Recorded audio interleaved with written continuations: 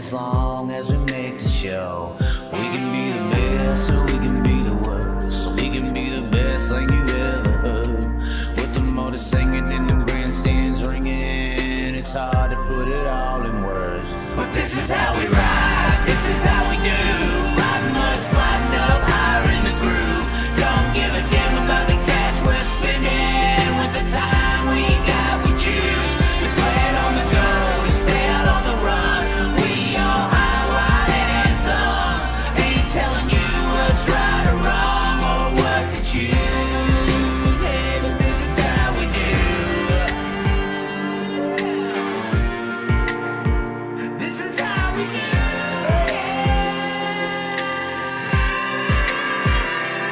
Out on the dirt ovals we play, life in the bright lights with no shade. So letting her go, letting her rip, letting her fly, tossing her in sideways, living the life, letting her ride, outside winning to die. Cross her up on the cushion, crossing the line, cause some drama and some bullshit they didn't like. And if they don't like the move, then we're ready to fly. But this is how we ride, this is how we do. Riding mud, sliding up higher in the groove. Don't give a damn about the cash we're spending. With the time we got, we choose to play it on the go, to stay out on the run. We all high, wild, and handsome. Ain't telling you what's right or wrong or what to choose. Hey, but this is how we do. This is how we do.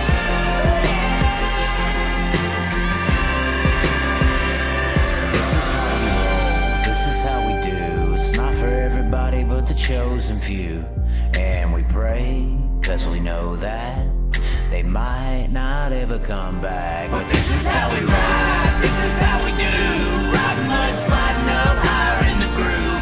Don't give a damn about the cash we're spending. With the time we got, we choose to play it on the go, to stay out on the run.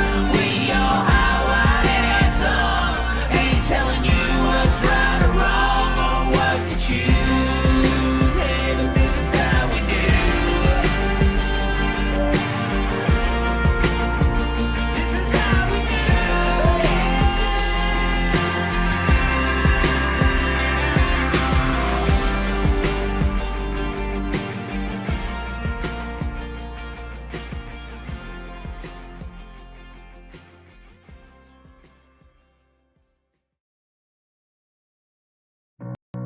If I don't like 'em, I slide 'em like Carson Macedo, and they growl about it, lonely like old bro Joe. Cartel gonna care for me, not you, cause I'm the CEO. I'm here to fight, looking to sink with my torpedo. I'm just a lap car trying to survive, running in the back, fearing my life. Cause there's a black 2041 guy adding to the junk in the field with some white on white crimes. Or is it 99 maybe? I don't give a damn, but the bank statements lately adding up through the junk that the crazy man's making. Reckon her, reckon him, non-binary maybe, who knows? If I don't like 'em, I slide 'em like Carson Macedo, and they growl about it, lonely like old bro Joe. Cartel gonna care for me, not you, cause I'm the CEO. I'm here to fight, looking to sink with my torpedoes. Carson Macedo. And I don't know where we go from here and what we think about it, but it seems to me gotta be about it. Time for talk and speak comes across this week, especially when dotting I's and crossing T's. It seems to be what they all want and what they need. And then you'll go, oh, oh no, just like them cars. Down one he goes, and then they get to finally feel like Carson Macedo. If I don't like 'em, I slide 'em like Carson Macedo, and they growl about it, lonely like old bro Joe. Cartel gonna care for me, not you, cause I'm the CEO. I'm here to fight, looking to sink with my torpedo. in Macedo.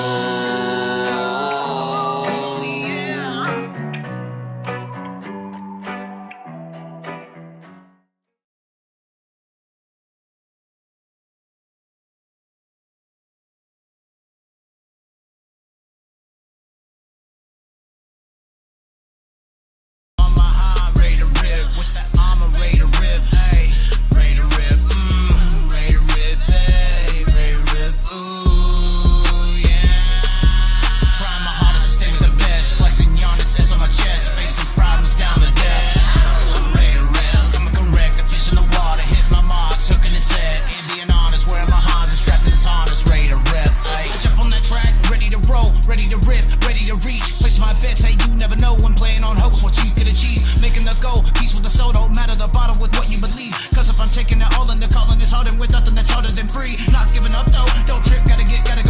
Take a slip, make a pass in the low. Put it down the gas for a show. Slide a pass in the grass for the OPO. Got first, never last for the oh no. To the pass, to the glass, to the FOO. Cause I'm going past all you cowards with ease. And when them speeding demons come, we don't feast with the beast and the evil hunting lust. Burn your cheeks when I speak with my real passion, love. Turning all your tricks against you, cause you're one and only master. Ready to God, ready to rip. On my high, ready to rip. With the armor, ready to rip. Hey, ready to rip. Ready to rip. Hey, ready to rip. Ooh, yeah. Trying my hardest to stay with the best. Flexing Giannis S on my chest. Facing problems down the depths.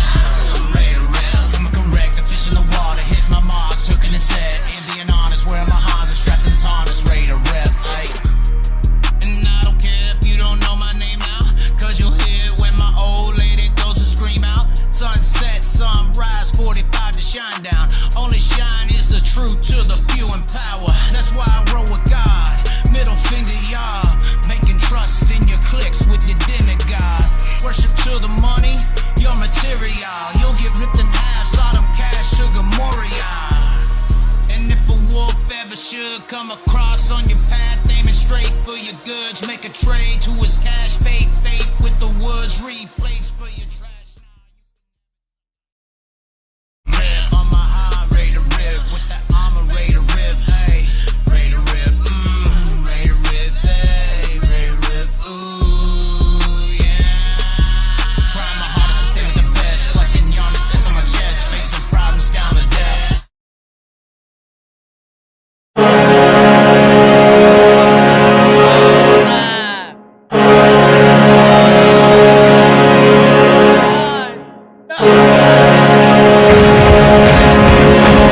It's gay or something like Jeremy. No, it's corny. It's corny for hockey. You think it'd be more? You think it's corny? I do. I mean, well, who gives a damn what you think, Sean? Who cares? Let's keep it rolling, man. I know. Let's keep it going. That's what I'm saying.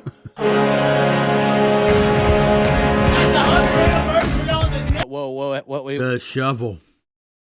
Oh yeah, we're professional now. Professional entertainment.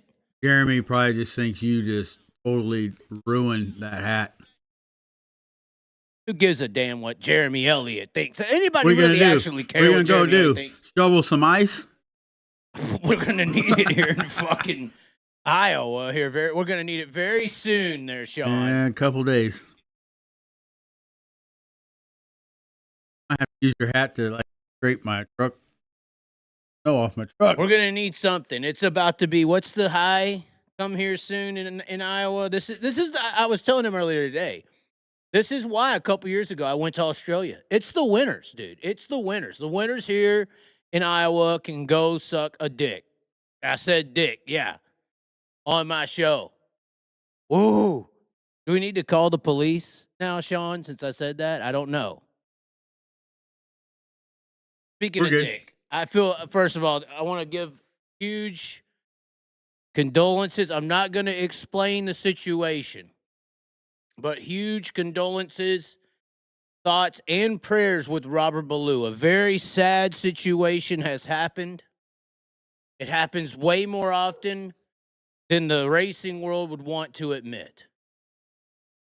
But Extreme condolences to Robert Ballou. If you want to find out what I'm talking about, he is offering the information publicly. I'm not going to say it, Sean. I've told you what's going on. It's pretty bad, is it not? You got to speak up. I'm sorry. Yeah, it's pretty bad. But thoughts and prayers to Robert Ballou. It's not cancer. It's not life-threatening. But sometimes those situations are. They feel like they are life-threatening. Anyway, yeah, we have our Blackhawks chain on. This thing's heavy. We're taking it off. I didn't know how heavy these were, Sean. Did they have these at the football game? No. I see them with all the basketball teams now. Ever since I got one of these, I was like, everybody has one. I felt like an idiot for buying one. Nothing, Sean? Are you reading comments? What's the comments? I'm reading comments. He's always on the comments. What are these comment people saying now?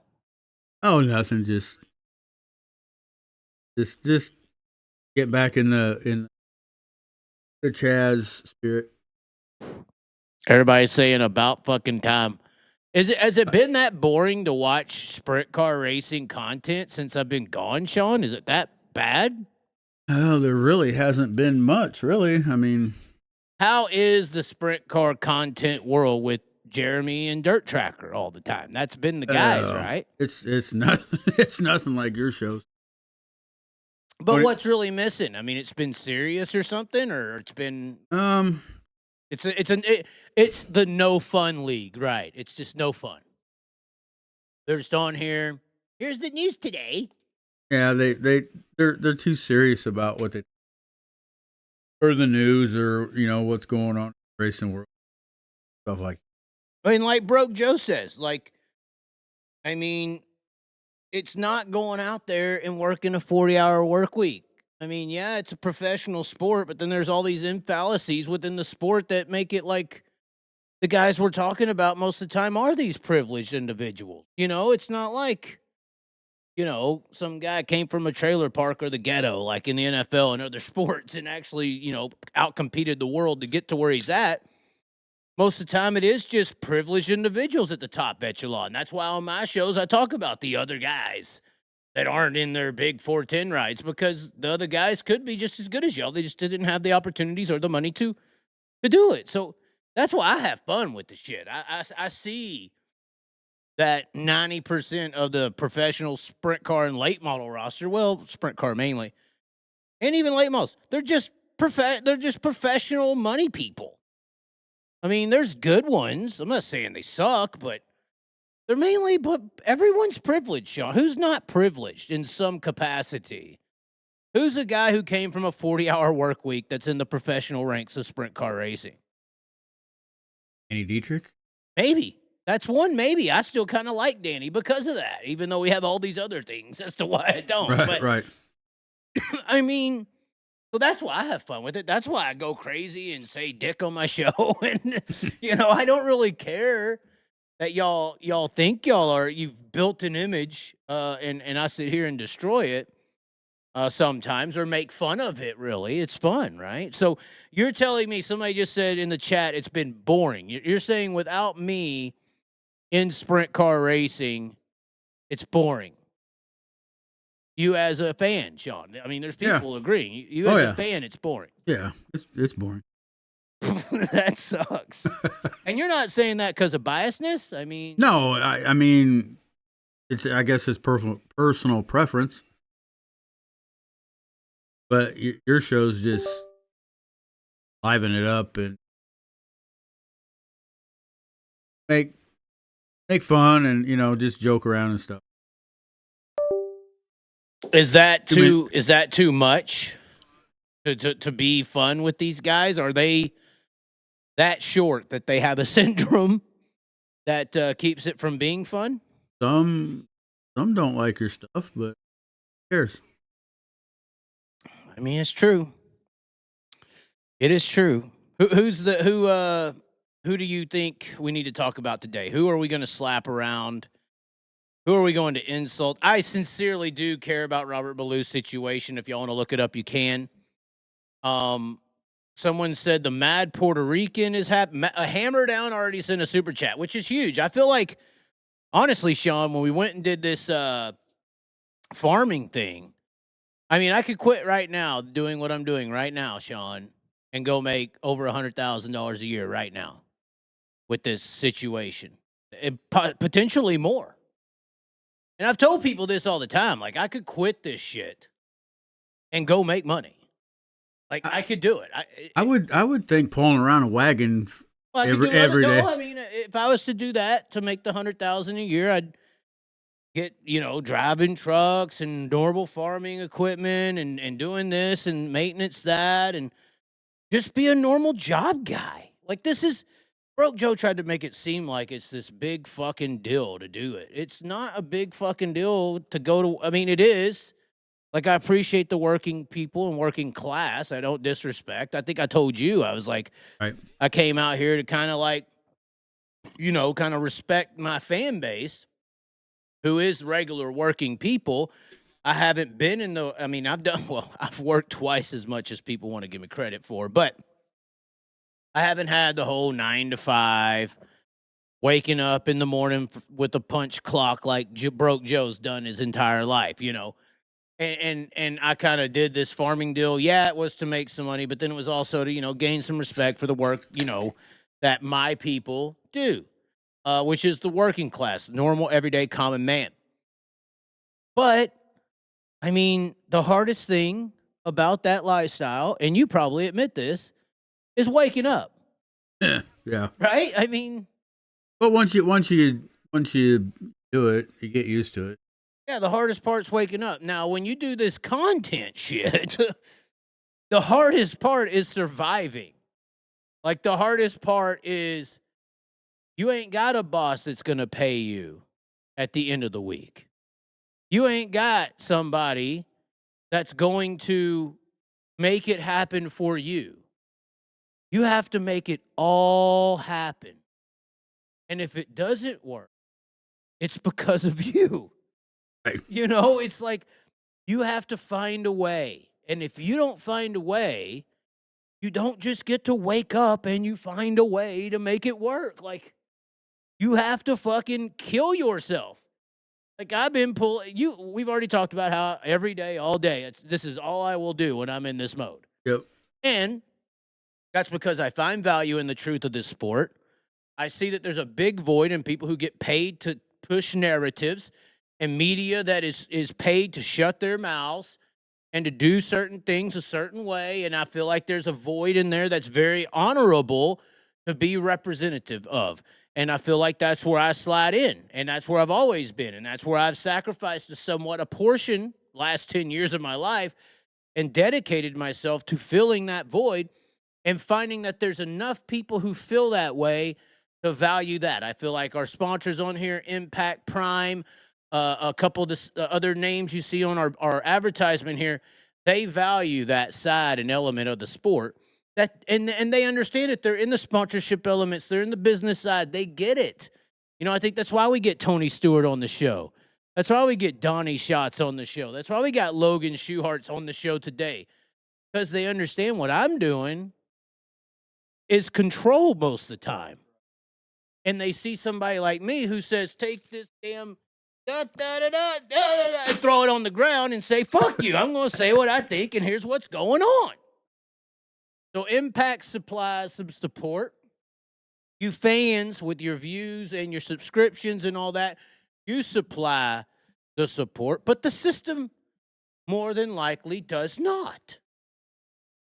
But it's going to be really hard I feel like 2026, and honestly here by the end of 2025, we're going to know if this Chaz thing is going to survive or not.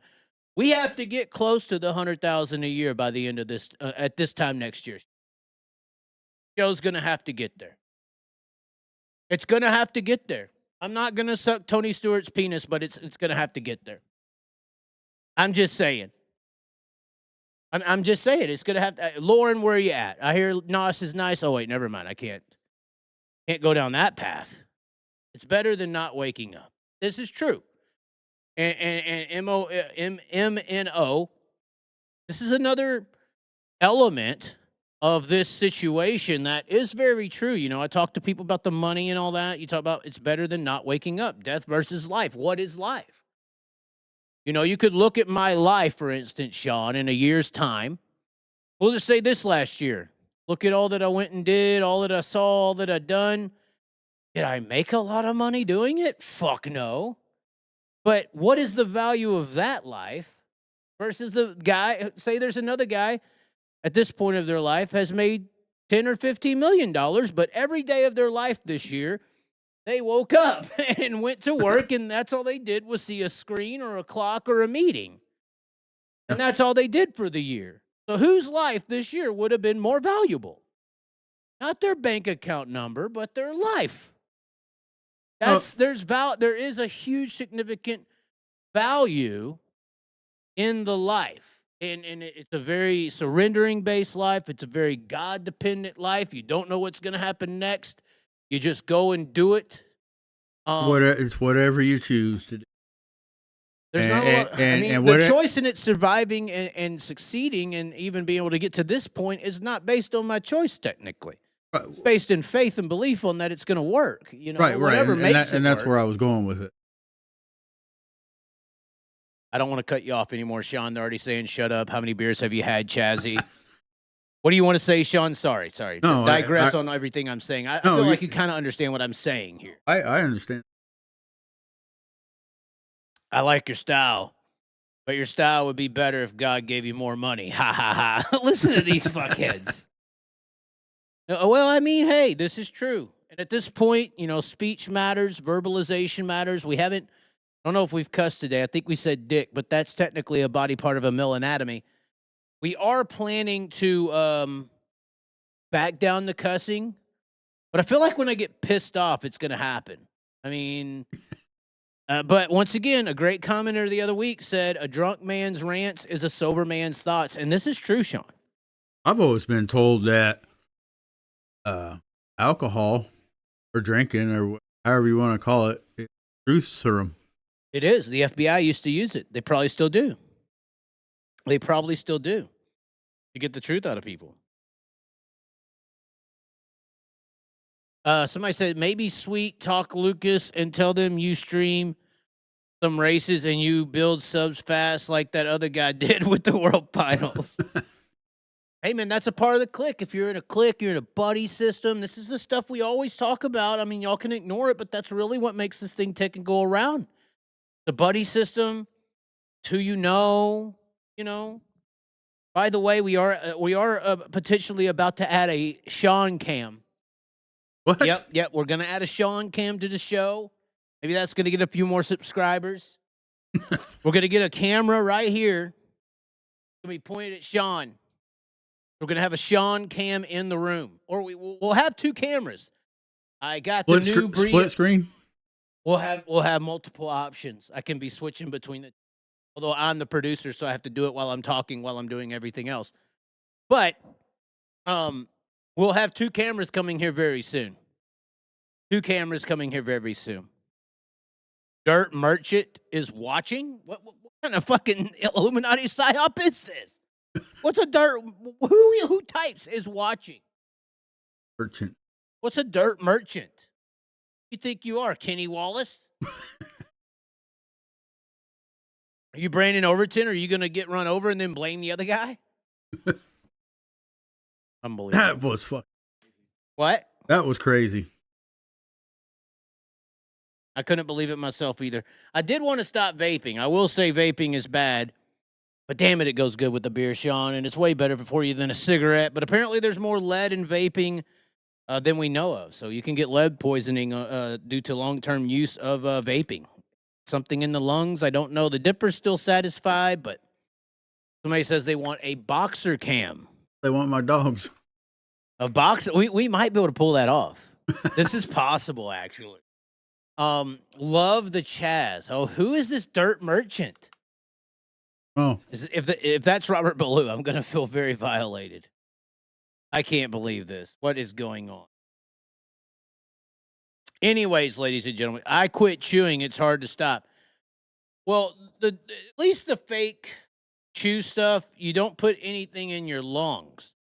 It's really a part. I think with the vape deal, it's an inhalation deal. It's the feeling. And honestly, they get you when you're a baby. You know what I really think this stuff is? It's pacifiers. Pacifiers and the mother's nipple. I hate to say it that way, but it's true. It gets you addicted to, it's like sucking on something. That sounds so bad. Sucking on something is like a form of life. Think about it. We'll get off the mother's nipple. Even to the pacifier. The pacifier replaces the mother's nipple, right? This is what happens with babies, Sean. You know this, correct? Yeah. They give them the pacifier, and then what's after that? The bottle. Now you're sucking on the bottle.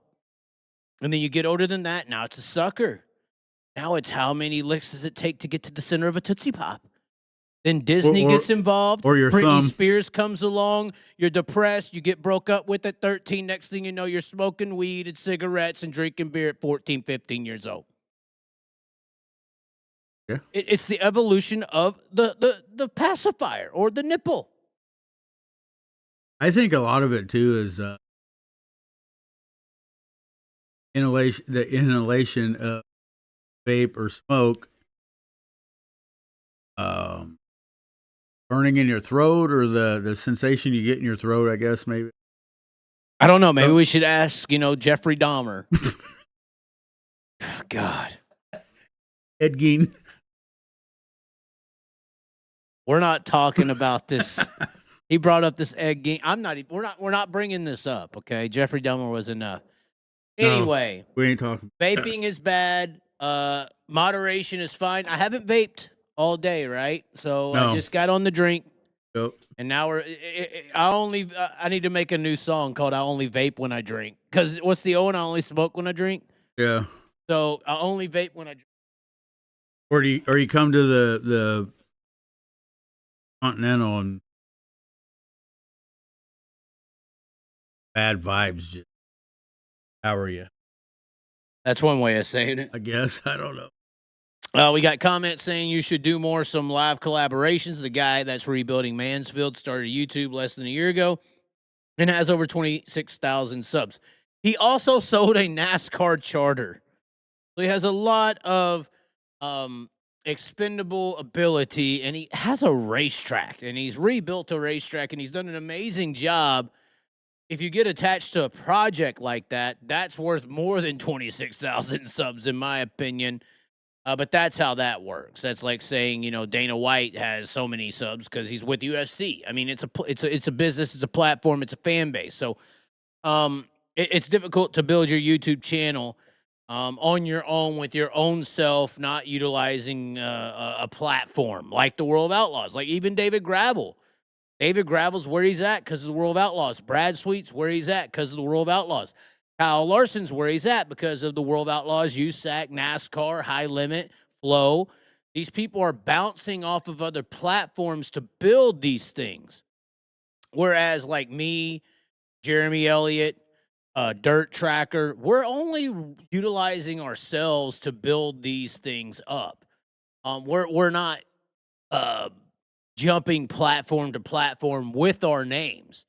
So, I mean, I think that's a little bit of an unfair thing, but I do think the guys and the people at Mansfield Speedway are at the pinnacle of everyone. I think almost everyone in motorsports, especially the dirt track racing world. Mansfield Speedway, right now, in my opinion, how Matt Tifft and everyone's doing that thing, their marketing, their media, how they're doing everything is the best. Like the World of Outlaws, Flo, even Michael Rigsby needs to be over there with a notebook, writing down everything that Mansfield is doing because they're doing the best job, period, in all of dirt track racing in marketing right now, period. They're destroying everyone, in my opinion, on how they're doing things, their content, their presentation, their edginess. I mean, we're going to get into the NASCAR stuff, but the dumb redneck stuff, even his ties to NASCAR, he's kind of halfway bouncing off of. He has the, financial capability to have very good people involved, multiple personnel. He has a staff already. They have the equipment to be able to film and produce things.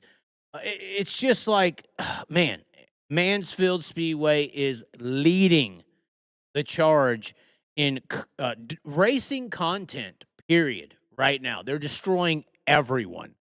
And so I'm actually surprised it's only at 26K.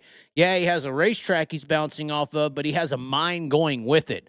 I sometimes feel like the World of Outlaws, High Limit, Flow, Dirt Vision, their minds are just dumb. I mean, so a lot of the things they do are smart, but when you look at what Mansfield's doing, that's smart. When you look at what Gateway has done, that's smart. When you look at some of these things, it's like, why are y'all wasting y'all's time? No offense, talking about Logan Schuchart running a marathon. Where is your content? They have no minds working. But it's because it's a top-down control thing. People at the front of the charge, they want control of everything. They want to tell everyone what to do. And everyone around them is worried about appeasing that ego, appeasing that control. And so they're not thinking clearly. They're not thinking of content to be made. They're not thinking of ideas. They're thinking, oh my God, how can I make sure Brian and Brad love me so I can keep my job?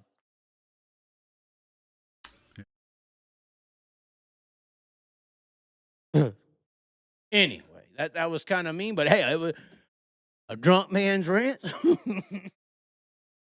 It's a sober man's truth. We get it. You want to know the biggest ego trip I've ever seen here recently? What's oh that? My God, look at this shit. Look, hold on. No. You're not getting away that easy. Oh, no. You're not getting away that easy. Oh, yeah, go back. Look at this thing. Here it is. Let me make sure we got to get the web page up. The PA Posse Sprint Car Series. Did you hear about this or see about this, Sean? Heard about it earlier this week. I mean, revolutionary, right? I mean, that's all Jeremy's show was about last night, correct? Pretty much, yeah. Yep. What do you think? I think it's a good thing for the East Coast. I think they needed something. Do you consider the PA Posse the representative of the East Coast? I mean, what does the East Coast have outside of PA? I mean, honestly, And that's it right there. that's really it. When you say Midwest, you got to consider Wisconsin, Illinois, Indiana, Missouri, Riverside, maybe. That's a little south, but North Dakota, Houston, Knoxville, Eagle, Oklahoma area. I guess I could say that's south, but here, you go to the East Coast, it's PA. Oh, that's all the East Coast has. That's good for them because they got a hell of a fan base out there. They really do. They really do. I mean, I would say, and no disrespect to the rest of the fan base out there, but I would almost go to say that 70, we'll do it for the World of Outlaws, 78% of the Dirt Vision subscribers are from Pennsylvania. If you were to take all of the subs. Really? I would say about 78%. That's a lot, yeah. More than half. I think they got it. Fan-wise, man, they're fucking filling up 5,000-10,000 every other week. Where else you doing that? Knoxville over here when it ain't the Nationals, what do you got? Maybe like 3,000 3,000 people is a good weekly attendance, I think, at Knoxville. Yeah. Houston's fucking what, 1,500? Maybe 2,000? Wisconsin's the closest thing to a fan base the Midwest has, in my opinion. I agree. You go to PA, they're running against one another. 410s, getting half-ass fields, but they're tired of getting those half-ass fields.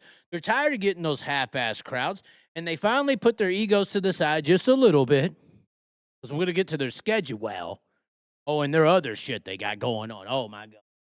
The Amish are pulling some shit off. What do we got? Some commenters talking already? What are they saying? What's the chat saying? Hold on, let's get this chat rolling. What do they got to say?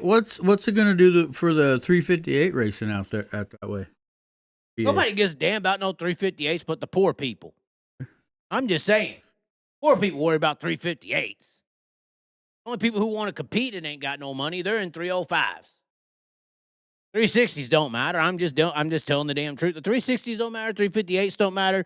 358's part of tradition, and they're trying to push y'all's ass out. The future of sprint car racing wants 2 sprint car divisions, and that's 410s and 305s. That's what everybody wants. Just telling you. Not trying to offend anybody. I like the 358s. That's just what people want.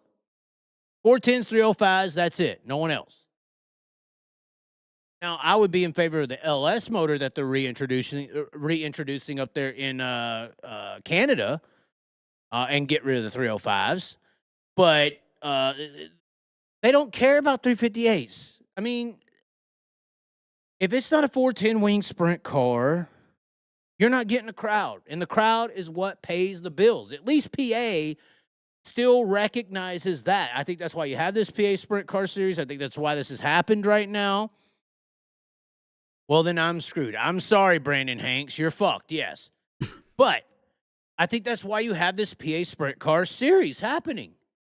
These people can't sustain with a... give me a beer. I'm about...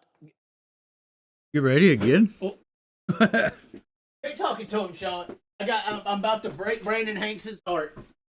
Oh, my... I mean, I hope the 410 series, will bring in some of the 358 stuff for a support class or something. I'd hate to see the 358s go away. Here's the deal. Damn Brandon Hanks is of the world. Here's what PA hasn't lost that everywhere else pretty much has.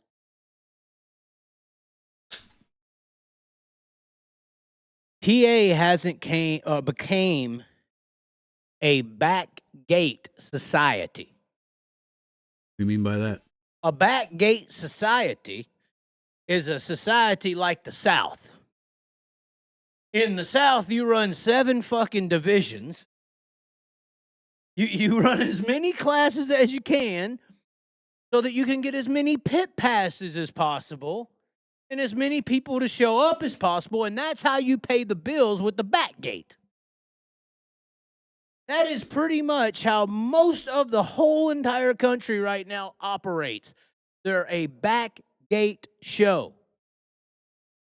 PA hasn't had to, and that, once again, the backgate shows a degradation of racing. It's something that PA, they're so Amish, they haven't experienced this yet. They're still back in time right now.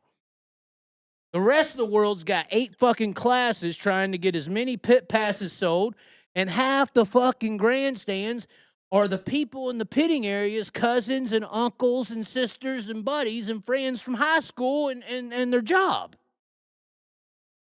They're not there to watch a race as a fan.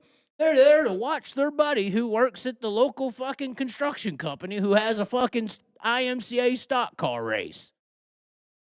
It's not about a fan-based attendance audience.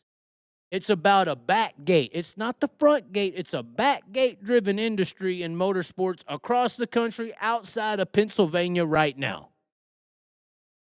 That's something they haven't ever experienced. The rest of the country already knows what the fuck I'm talking about. They don't know. They've been blessed by probably Mennonite genes, a little bit of Neanderthals as well, and some Sandusky mentalities. They've been operating on a front gate mentality. They've been paying the bills on the people showing up to watch the fucking races all this time. Whereas the rest of the country's been on the back gate mentality for about 15 to 25, 30 years. So now, these PA people, they finally got stretched out. Oh, that sounds so bad. They finally got stretched out with this situation over the last few years when all these badasses like Dietrich and Macri and all these guys started spending so much money. They started trying to split, Lincoln and Port Royal's kind of been the issue on the Saturday night shows. And they're looking at the money. They're looking at the streaming coming in and doing what they're doing. And they finally got stretched out to where they're like, man, we've been a front gate society. We need to create something. They put their egos to the side, and they created something here with the PA Posse 410 Sprint Car Series, which should be called the PA Posse Sprint Car Series. I don't know why you got to put 410 there. There's not a sprint car that fucking matters in PA outside of a 410. Once again, sorry to offend the 358 guys. But they put their egos to the side. They're like, all right, we're going to do a front gate mentality show here. And they put together a schedule that I think this is honestly going to be a huge solution to retain or to obtain a front gate mentality. This is their schedule that's coming out. And once again, PA hasn't experienced this back gate mentality that I just described to y'all, where they got like 8 classes and you know, more cars in the pits than fans in the grandstands, and the fans in the stands are the sisters, the brothers, the cousins, the coworkers. That's the rest of the world. PA still works on a fan-based mentality. So you have this schedule here, and it's not the best in the world. I mean, obviously, it's very leaned towards Port Royal, Williams Grove, and Lincoln. I mean, look at their schedule. March is Port Royal, Williams Grove, Port Royal. April's Port Royal, Williams Grove, Lincoln, Port Royal, Bridgeport, throwing a side track. May is Williams Grove, Port Royal, Williams Grove, Lincoln. June and July, that's where it gets busy. It always does in sprint car racing. Bedford, Path Valley. They have 2 races, I believe. Or, no, Bedford just has this one. We'll see. Bedford, Path Valley. These are 2 Sunday events. Williams Grove, Lincoln. Baps gets thrown in there for the first time of the year. Lincoln, Grandview, first time of the year. And then in July, they have the PA Speed Week tied into this. Port Royal, Hagerstown, Williams Grove, Port Royal, Selinsgrove. Unfortunately, Selinsgrove, I think they should be Path Valley or somewhere else different. Where's Big Diamond, by the way? And then Clinton County, I've heard a lot of good things about this track. It should be good. They got 2 dates here within a few weeks. Clinton County, Bedford, Williams Grove, August. Then you got Selinsgrove, Clinton County again. Williams Grove, Port Royal. And then at the end of the year, I'm assuming we're going to go back to the same thing as the beginning outside of BAPS and a few others. Selinsgrove, Clinton County, Williams Grove, Port Royal, Williams Grove, Lincoln, Port Royal, BAPS, Path Valley, Williams Grove, Lincoln. And then a 2-dayer at Selinsgrove, Lincoln, PAPS, Bridgeport, ends at BAPS. So they basically turn the important races like the end of the year BAPS there. That used to be just like an end of the year finale. Now it's a part of the schedule. But I think that this is entirely done because PA has not had to shift to a back gate profitable mentality. They are still a front gate mentality based area. Very lucky. New York gets it a little bit. Ohio, smidget. But I think everywhere else is pretty much a back gate mentality. Their front gate mentality threatened over the last few years. Streaming, fans, money, economy, blame whatever you want. I think this is great. This is going to solidify their ability to maintain proper front gates that will also support the back gate. Their season championship, 50,000 to the champion, 3,000 to 15th. A decent drop off throughout the field. Point structure, I wish the World of Outlaws was more like this. I like how it goes 70, 65, a big drop from first to second. 5 points difference, and then it goes down to a 3 points difference, then a 2 points difference, then a 2 point difference. Outside the top 5, you get dropped a little more. Now it's a 4, then it's only 2, then it's only 2, then it's only 2, then it's only 2 again, then another 4 drop from 10th to 11th. So I like that separation, rewarding the winner, also rewarding top 5, also rewarding top 10, and it seems like that happens. Yeah, 15th go from, well, actually 15th to 16, it doesn't. Or it doesn't. So the top 10, the top 5 rewarded, the winner rewarded. Unlike a World of Outlaws schedule or point system where I believe it's 4 or 2, and then it just does 1 throughout the rest of the field. It has a little more structure there to reward certain meaningful finishes. Top 5s, wins, top 10s. I would like to see top 3 get rewarded a little bit more. I wouldn't mind seeing like a 4-point drop from 3rd to 4th. And then the 2 to the 4 and the 2 to the 5, or the 2 to the 5 and then another 4-point drop to 6. But still, I like the point structure here. It's really nice. It's very alluring. But once again, This is to retain the front gate scenario, retain the front gate prestige. There's other parts of the country that are in immense issues due to streaming and due to living on the back gate mentality for all these years. They're trying to rebuild whatever part of the country that may be. There's a lot of investment in other parts of the country to try to get that to happen. One of the things I saw this week, I had this on tap. In comparison to PA, you got this OCRS series or whatever, Oil Capital Racing Series, for instance, down there in Oklahoma. They got like 1.2 followers, but they're putting together a point structure next year that's going to give 25,000, I believe, to their points champion. Although I don't know why they did the Beavis and Butthead. They're trying to copy. Obviously, they're trying to copy like Mansfield more than likely. But yeah, $25,000 for some 305s. I mean, so look at that. That's the point structure for it. These are 305s, two-barrel sprint cars in Oklahoma. They're racing. Look at their schedule. They barely move around here. This is the Oil Capital Racing Series. Oklahoma, Texas, all the South, all the Midwest, back gate facilities, back gate areas. They're trying to turn into a front gate area. Look at what they're racing for. They start the season with 305s and two barrels with a 20,000 to win event. 20,000 for 305s. That's huge. That's huge money for right 305s. For 305s, 20,000 to win at Arrowhead. I know we've been hearing about this Arrowhead Speedway down in Oklahoma. And they have the Outlaws there. They have the Outlaw Late Models there. I believe they tried to have a Lucas race, whatever. I think they have a high limit race as well next year. But look at that. Arrowhead, Thunderbird, Lawton. They go, this is Oklahoma Series. I think 81 Speedways is the farthest north they go. They got half the schedule as you guys.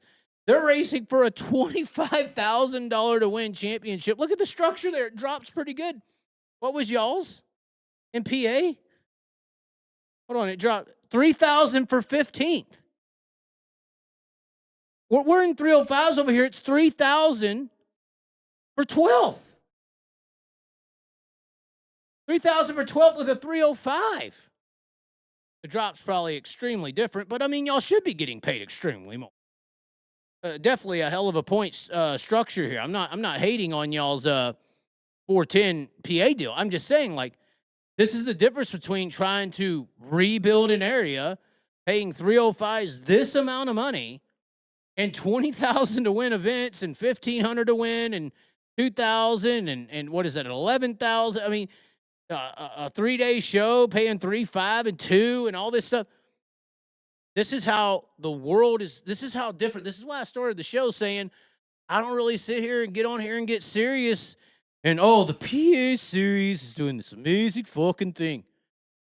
And just, I try to make fun and joke with this shit because I know that there's probably guys in OCRS that are better than 410 sprint car drivers in PA. They're just stuck in a back gate area, racing a back gate class, and they ain't going to get nowhere. Not everybody has $1.2 million to go be a World Outlaw 410 driver. Hell, if I had the money, I'd like to put a 305 together and go run down in Oklahoma. Well, I'm just saying, this is the... I can't afford a 410. There ain't no way. There ain't no way. And just because you can afford it don't mean you're better. Just because... Right. There's a lot of Tim Tebows. There's a lot... Let me tell you right now, there's a lot of Tim Tebows looking like Tom Brady in the sprint car industry. You know what I'm saying? A lot of Tim Tebows. You ain't that good. Oh, you can throw the ball. Not better than the best, but you look really good because you can afford to play. I say the same fucking thing about, it's even the same thing when you get to the NASCAR levels and the F1 levels, and it takes so much more money to play up there. There's a lot of Tim Tebows looking like Tom Brady up there in comparison to y'all. But I bet you there's some OCRS guys that can wax y'all's ass. All of y'all.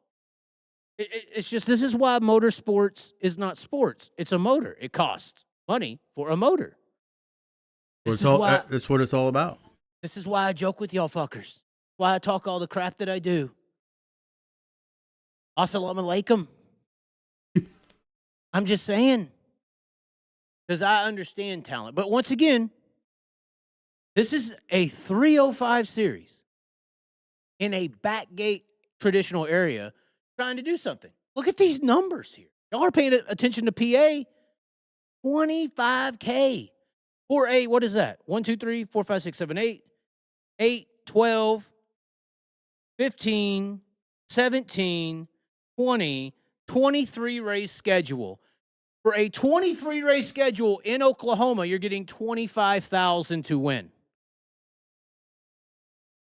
Y'all are in PA, and we can already talk about how much it costs to run that series. Y'all are in a 47 race schedule with 410s. Refurbished every 400 laps. What is it, $1,500 or $15,000 for a rebuild? Bit more than that by now. So we'll just say 47 races if you're winning and you're contending for this championship. A rebuild is every 400 laps. That averages out to every 12 to 15 races. You're going to have, what is that, 3 rebuilds in this schedule? At $15,000 a pop. 3 rebuilds, $45,000 in engine rebuilds to compete for this championship. $45,000. You better win that motherfucker if you want to make some money. Right. You better. Over here, though, 305, guys. He's going to put 23 races on this 305 and get 25 grand. He's going to open the year racing at the King of Wings for 20,000 to win at Arrowhead. Look at the car on that pamphlet there, on that flyer there. Which one? Where? Old Carson Bolden. Oh, shit, it is. At the top, Carson Bowden. Your pole sitter for the Race Saver IMCA Nationals next year. They got rained out this year. Yep. And he shocked everyone at the Chili Bowl, but he can't get a Chili Bowl ride. Apparently, everybody wants money. I've already talked to the family. They want money. He can't get a Chili Bowl ride, though. They all want the money. They all want the money. But y'all over here in PA, which I think it's doing a great thing. I'm not trying to shit on y'all too much. I'm just trying to highlight how y'all are living in a front gate society. Not only a front gate society with how you're structuring these series, but also a front gate society with the ego. This bleeds into your drivers. This bleeds into your sponsors, your car owners. The ego, which is good and bad. Ego is why human beings have survived this long and become so dominant in the white community especially. It's colonialism. Colonialism is ego at its prime, to be honest. So you have this ego where you think this is such a big deal, but it's only that ego because you're in that front gate mentality. You're cool now. You go to PA, you win the championship, you're badass. This is all cool. This is helping the teams. This is helping everybody compete. But once again, 410 engine rebuild at 400 laps is around $15,000. It's a 47 race schedule. I know Michael Hefner's already made his post on Facebook about people bitching about the cost of racing. It's racing. Just spend it. It's a hobby. Well, they're trying to put these numbers out here to make it look like it's so great and grand and everybody's going to make some money. We're talking about a season champion who doesn't damage a wing, doesn't even burn through a tire. Hold on. Do we add the tire bill up, Sean? You don't. What do we want to add up? I just added up the engine rebuilds. 15 races, 400 laps, 15 races for 410 motors, an engine rebuild at about $15,000 a rebuild. Yeah. You're going to have to do 3 of them to run this series. How many tires?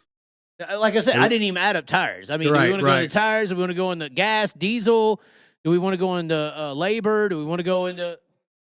Obviously, they're not racing, for $50,000 every week. I think, what is it, a $6,000? Every race will be $6,000 at every event to win and $600 to start.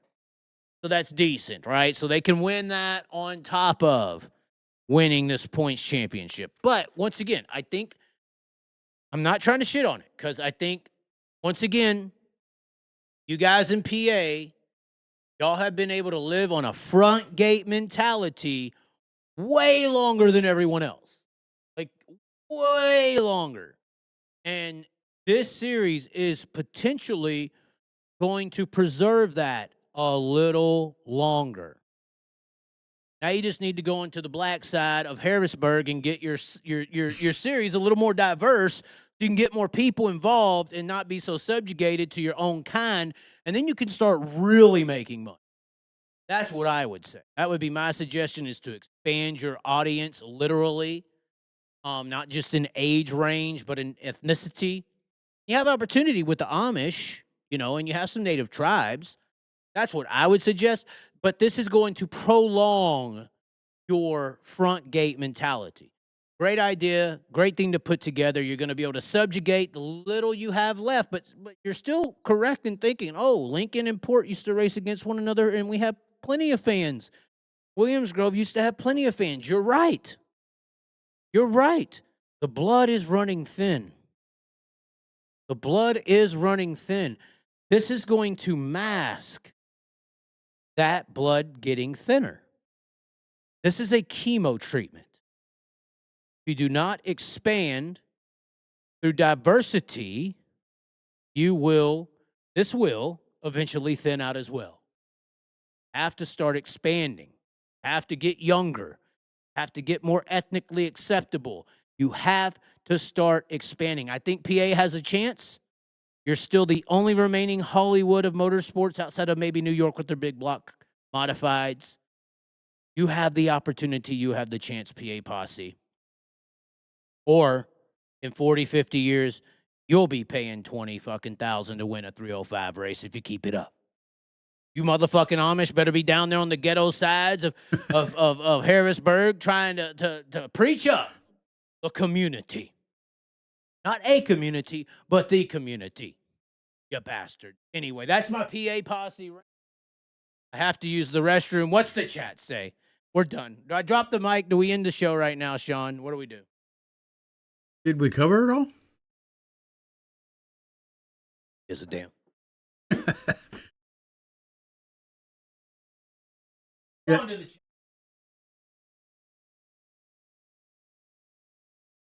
Okay, let's see here.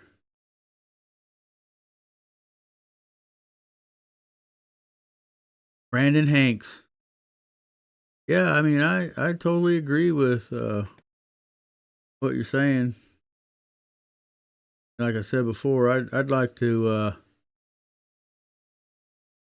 get a 305 or 358 put together and go run, but they don't have any of that kind of shit around here, and I ain't doing a 360. So you're gonna go 360 racing. You might as well go 410 because cost is pretty much the same.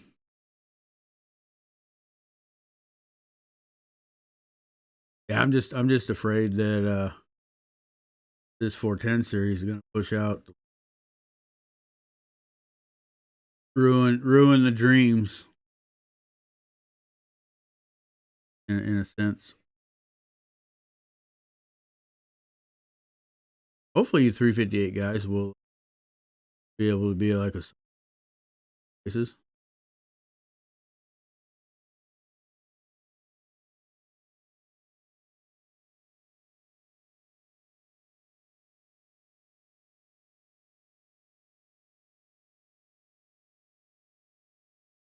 I've not been out to PA before.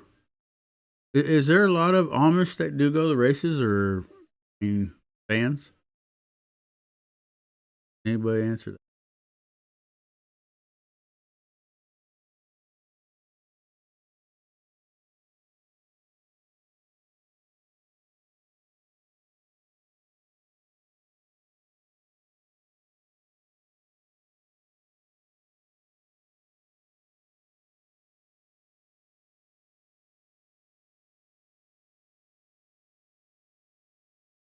Get them horse and buggies out there. Oh, get those people out there. Spend some of that dirty money. That money they got. I heard Amish. I gotta hurry back. What happened with the Amish? What happened? No, I was just asking because I've never been out to PA, and I was asking some of these guys in chat if they've ever seen actual Amish people, up in the stands watching races. I don't know if they've been in the stands, but they're everywhere around. Right. They're definitely watching. They're 100% watching.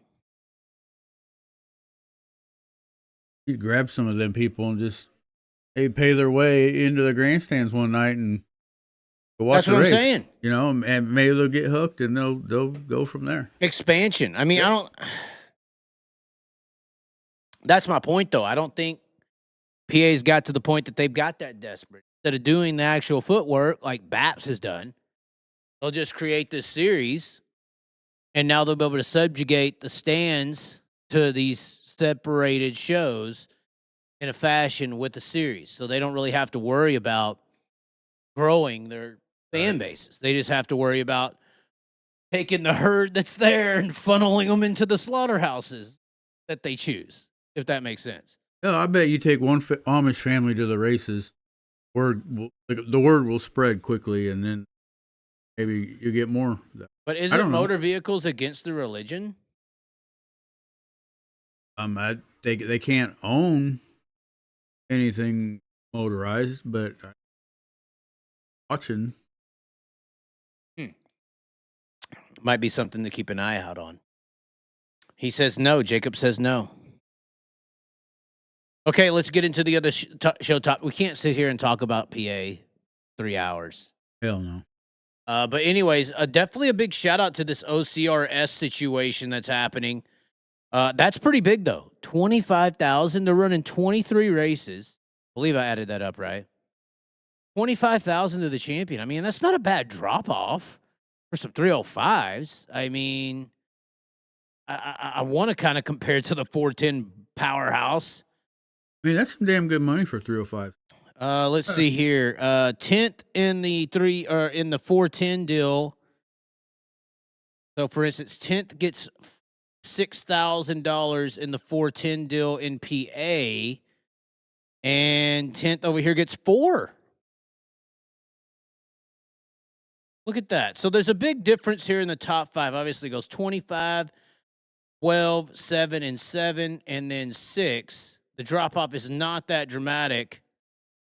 Over here with the PA series, 50, 25, 15, 12, 10.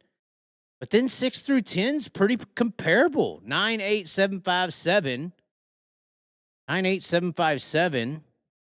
Whereas over here, it's 6, 5, 5, 5, 4, 5, 4. I mean, that's like a couple thousand, 1,500, difference, but you're running literally half the races. 23 plus 23 is 46. Once again, that's why 23 is Illuminati. Co-Trickle was 46. That's a whole nother subject. But that is like extremely impressive that this OCRS series is doing this. You're comparing it to what EA is doing, which is the pinnacle. But once again, I think this is in the rebuild mode. They're doing this, and in y'all's mode, it's the ego mode. It's the subjugation mode. And then obviously that start of the year at Arrowhead, 20,000 to win for some 305 2-barrel cars. That's just insane, and that's in April. So they'll be racing for 20,000 and some 305s on April 4th, I believe that is. And y'all won't even be racing. So maybe some PA guys need to come down and take their 305 money. I don't know. I'm curious. But anyway, do we want to tackle some subjects, Sean? There are some things to talk about. I have some things lined up. It isn't a NASCAR. I know you're a NASCAR guy. We're going to get back to the dirt stuff.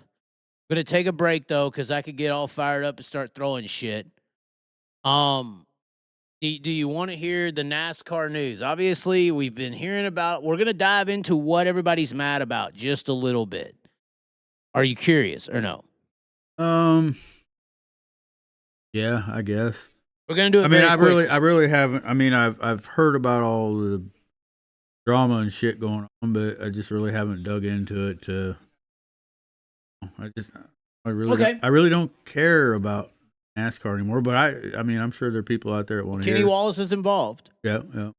Kenny Wallace has slandered me multiple times in interviews with Michael Rigsby. Lied about me, confirmed lie about me. But this is a subject that is not Kenny Wallace. This is an update to the situation that we all covered with Chase Johnson. Do you remember this? Where Chase Johnson was at a NASCAR race, and the story came out where the security guard at the NASCAR race shoved Chase Johnson out of his fucking wheelchair because he was just trying to cross the path. And he said, "No, fuck you," and pushed him over. For this? This is updated. This just came out today or yesterday. The security guard is going to stand trial in Sonoma Raceway assault involving former Penn Grove racer. This is the update on the situation that happened with Chase Johnson. A Stockton man was ordered Monday to stand trial on allegations he shoved a former race car driver out of a wheelchair while working as a contracted security guard during the July 13th NASCAR event. Judge Laura, not pronouncing that last name, this is California, ruling concluded Alexander Rosales preliminary hearing in Sonoma County Superior Court, where he's charged with assault and battery on Chase Johnson of Penn Grove. He's apparently out of custody, is scheduled to return to court December 30th. Johnson and his wife, Chase Johnson's wife, Haley, were the only witnesses to testify during the 27-year-old's hearing, according to court minutes. Their attorney, Daniel Dunbar, said he was out of town when reached by the Press Democrat for comment Tuesday morning. Chase Johnson, a well-known sprint car driver, was paralyzed in a 2024 crash at Silver Dollar Speedway in Chico. Since returning to Penn Grove in early 2025, he has continued physical therapy and resumed attending local races as a spectator. It talks about in July how he was confronted during the track's marquee NASCAR event and drew attention in a now deleted Facebook post by Haley Johnson. The post was widely circulated across racing blogs, news outlets, and social media, as well as the prominent, most respected member of the dirt track racing media known as the Chaz. I added that part in there. According to Sonoma County Sheriff's Office, the Johnsons had passes to Sonoma Raceway for the event and were leaving when they encountered Rosales. In the Facebook post, Haley Johnson wrote, Rosales refused to let them into a disabled parking area but allowed others to pass. When they asked to speak to a supervisor, Rosales declined, told them to leave, and then demanded they stay. Then Haley Johnson wrote in a Facebook post, Rosales shoved her husband and caused his wheelchair to flip backwards. Chase Johnson struck his head on the pavement and lost consciousness for roughly 15 seconds. He was treated at the track's medical center before spending a night at the hospital. Sheriff deputies arrested Rosales at the scene, and he was charged days later by the Sonoma County District Attorney's Office. He was released after posting $35,000 bail and has continued to attend court appearances. So this is just a little update to this situation. The Press Democrat posting this, it seems like on Chase Johnson's side. I know Democrats might be on the racing side. I don't know yet. I know that Trump isn't, according to Charlie Kirk. But at the end of the day, the French are coming after Candace Owens, Sean. Regardless, this is the update. Apparently, there's going to be something happening here on December 30th. But obviously, we've covered this Chase Johnson deal, talked about the Chase Johnson deal. And not just this, but the injuries, safety, and sprint car racing, and it's kind of spurred off Chase Johnson. Heck, once again, at this 2024 Silver Dollar wreck that he had, I was, walking to him and randomly ran into him, or walking with him as I randomly ran into him going to the pavilion. So, yeah, it's crazy how random I've ran into Chase Johnson over the years. It's crazy. Gas stations, car washes, it's just weird. But this is going to have a development. I'm not sure when or not sure how, but this is just the hint of the NASCAR situations. I know we've been seeing the Kenny Wallace stuff. You've been seeing that, right, Sean? Yep. Kenny Wallace with their actual scenario that they got going on. A little insight. I have this tool on my browser that lets me look into the insights of people's channels and actually analyze what they do and how they operate and what they do to manipulate the system here on Kenny Wallace's channel. He has 60,000 total view, or 59,800,000 total views. Although I saw he posted he reached 60 million, but he's not there yet. He has apparently registered his channel as a lifestyle channel. I guess racing is a lifestyle. He has 146K subscribers. His channel estimates from $6,000 to $19,000 a month in earnings. Pretty impressive. Pretty impressive. But once again, platforming. Kenny obviously platformed off of not just NASCAR, but his brother Rusty. I mean, that's why Kenny Wallace is a somebody, correct? I mean, he didn't like go and do it on his own. He had multiple platforms that he bounced off of to get to this relevancy. Fox Sports. I mean, Kenny Wallace did not self-make this. Kenny Wallace, I would say Fox Sports and NASCAR kind of created him as well as Rusty. So, even though that's true, he does have an opinion. He does have his channels. He does have his brand that was built on the backs of these people. And this whole situation with NASCAR and emails coming out has definitely look at the titles of his recent videos. Suffer, I'm Not Right, Trouble, Sue, what does it say? Crisis Mode, NASCAR Gate, NASCAR in Trouble.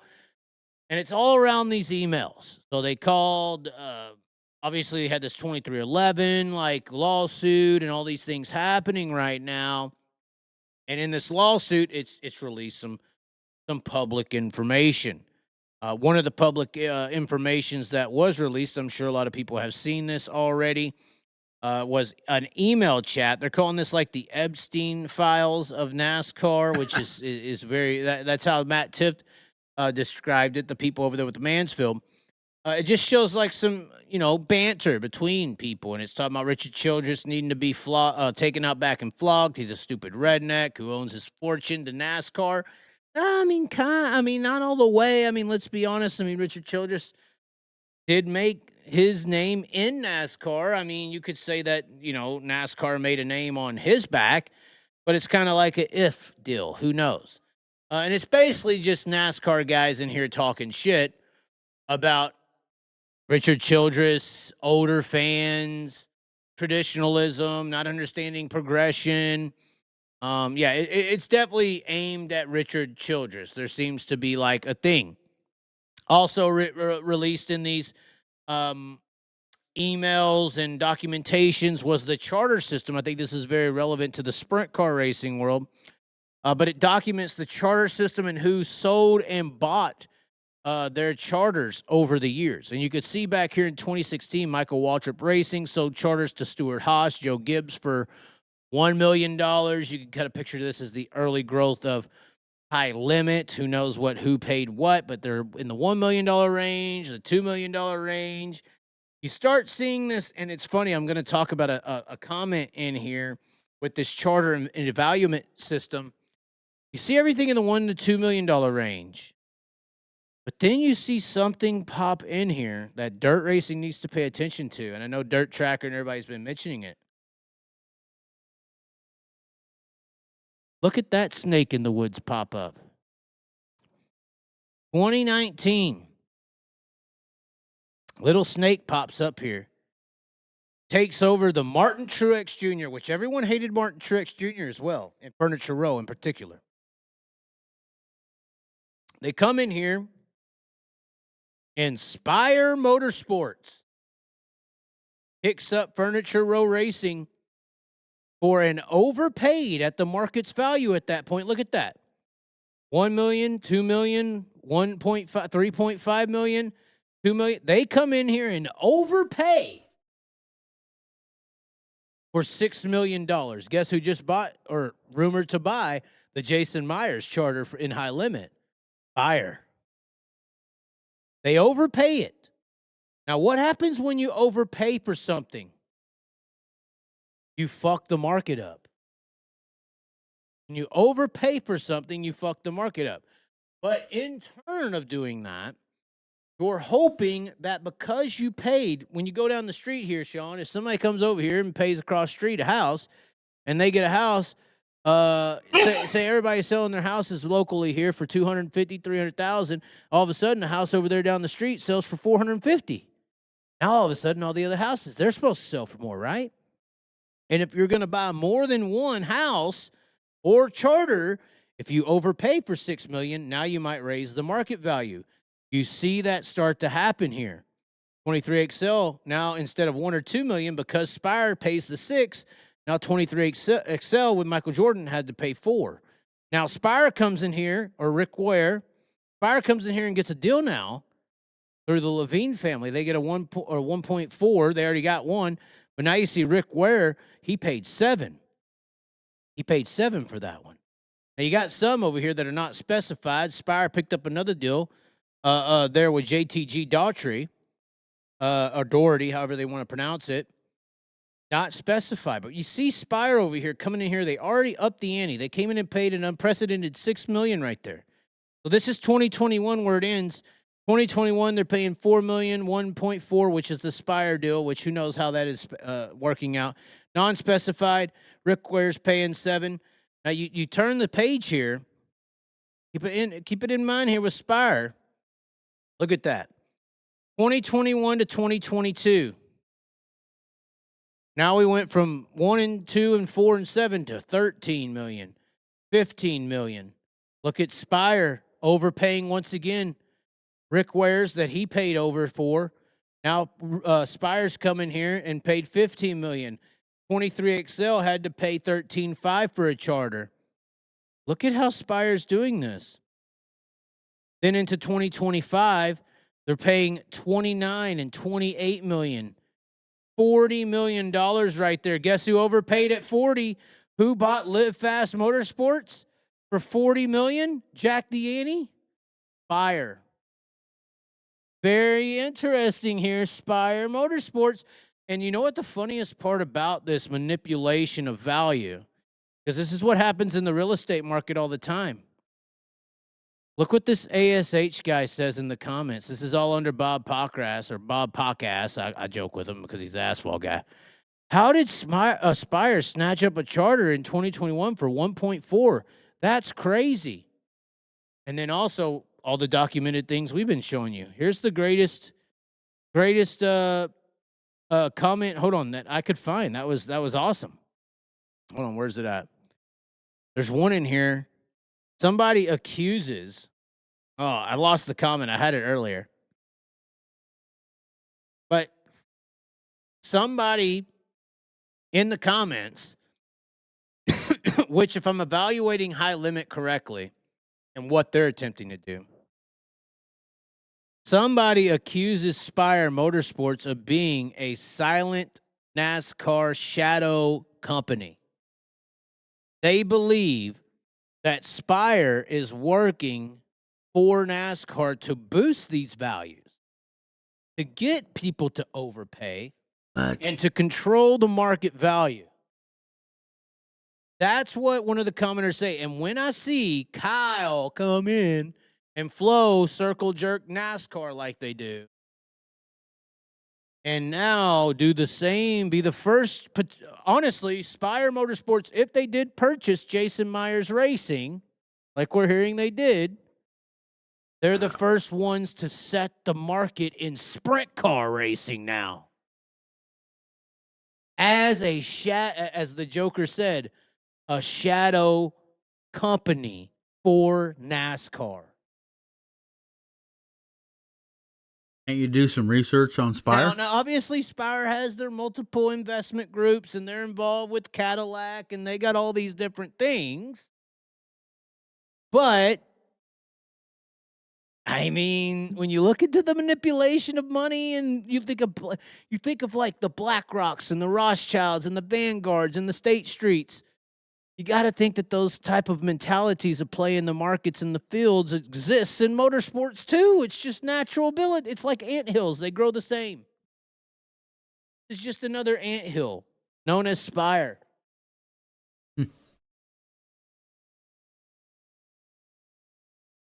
So this is actually, this is High Limit wants to tout their charter system. You got the one guy who manipulated the NASCAR charter system based on my prerogative.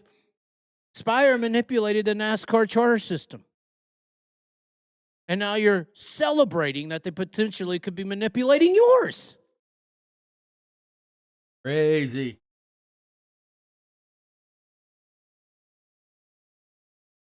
Outside looking in, I mean, just looking at the financial records of the NASCAR charter system. That's what it looks like. That's what it looks like. Throw me another death can. So Kenny Wallace didn't like this, and he's finally getting a taste of what it takes to because somebody said he crossed the line. Kenny Wallace is in here in this kitchen, crying and bitching, and he's in trouble. He's in trouble, as he says right there, as he smokes his pen right there. He finally barked back to his executives that own him, his daddies, even though they're probably manipulating him with the Sunoco and everything. But he's finally barked back, and he's in trouble. Although I think Kenny's being pretty noble in all this, but is he playing a part? He got in trouble saying that NASCAR should sell. He got in trouble. I guess they think Dale Jr. should be the president. Not a bad idea. I'm halfway thinking that this is all set up to build the brand of NASCAR. It's definitely helping them stay relevant in news. They don't really have no news outside of this. And if they were able to spin this in, say, hey, let's cause this big problem, and Dale Jr. is going to take over, and now everybody who's an old fan will now believe in NASCAR again, and they'll start watching because it's the illusion that there's something new, even though the owners of the United States have been here for a very long time. Just because we change out presidents every 4 years doesn't make any type of change when you're dealing with the Rockefellers and State Street and Vanguards. The actual rulers are the people behind the scenes. But let's change the front mask of the NASCAR industry. We'll do this big scheme, this big plan to cause a ruckus. We'll solidify it with, wow, that's actually a really good word. I don't think solidify is a word, but a solution to a situation would be a solidified situation. That makes sense. We're making a dictionary here. That is how you would do this. This is the script to the show. And if you do all that, then the old fan of NASCAR will show up.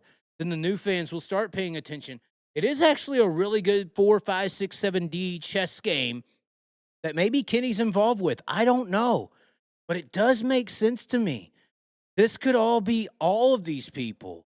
Spire, Michael Jordan, Denny Hamlin, Richard Childress, everyone kind of working together with this lawsuit, with the drama, with the scenario, just like we see the big boys do it on television with CNN and Fox News and politics. They're playing the political game to change the helm of NASCAR, to put this icon of Dale Jr. into the leadership role, which will then invigorate all the old fans to tune back in, watch, and support NASCAR while jumbling up the new fans with the drama, which the younger crowd loves the drama, so they'll be in support of it as well. It's kind of like doing the F1 Drive to Survive, but in the real world. It's a real-world reality show that they are orchestrating in front of you right now live with courts, with Kenny, with all this information. Is this what's happening? Could be. I mean, is this what's happening? While giving us hints that Spire getting involved with dirt racing isn't necessarily a good thing, I guess. Well, there's a comment in chat. Let's see it. I'm not going to butcher his name, but M.A. Mahalik. Spire Motorsports is owned by Spire Sports Agency, which, if I remember correctly, represented or does represent Denny Hamlin as his agent. I think that's the Pro Motorsports Group. Because we were talking about that during the COVID deal with Bubba Wallace and Kyle. The same agency, the same marketing agency represented Kyle Larson and Bubba Wallace during the whole COVID situation with the masks and all that. The same agency. Like literally, I believe it's Pro Sports Management Group. I believe that, hold on, let me look into this.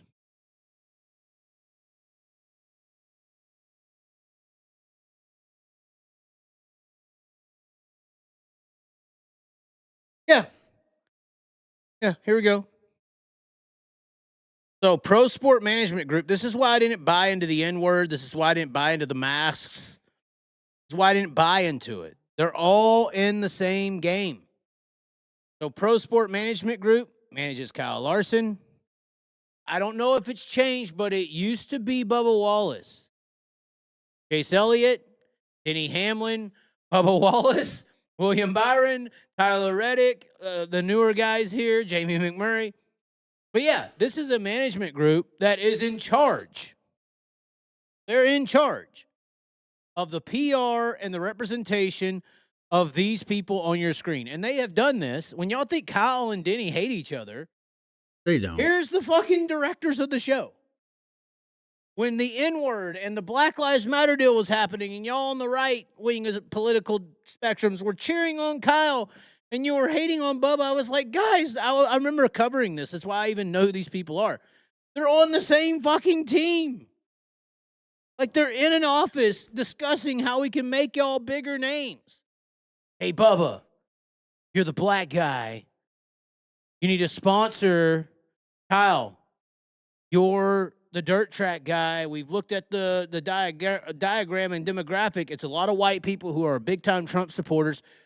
Go on iRacing, say the N-word. All right, that's what you do first. You'll get all fired. You'll get in trouble, but you'll become famous too. Bubba, you need a sponsor. Kyle needs a ride. We're going to get him kicked out. He's going to come back with Hendrick, Jeff Gordon, blah, blah, blah. Big connection. We already know this is going to happen. This is how it works. He also has McDonald's. McDonald's is progressive. We'll switch them right over to you, Bubba.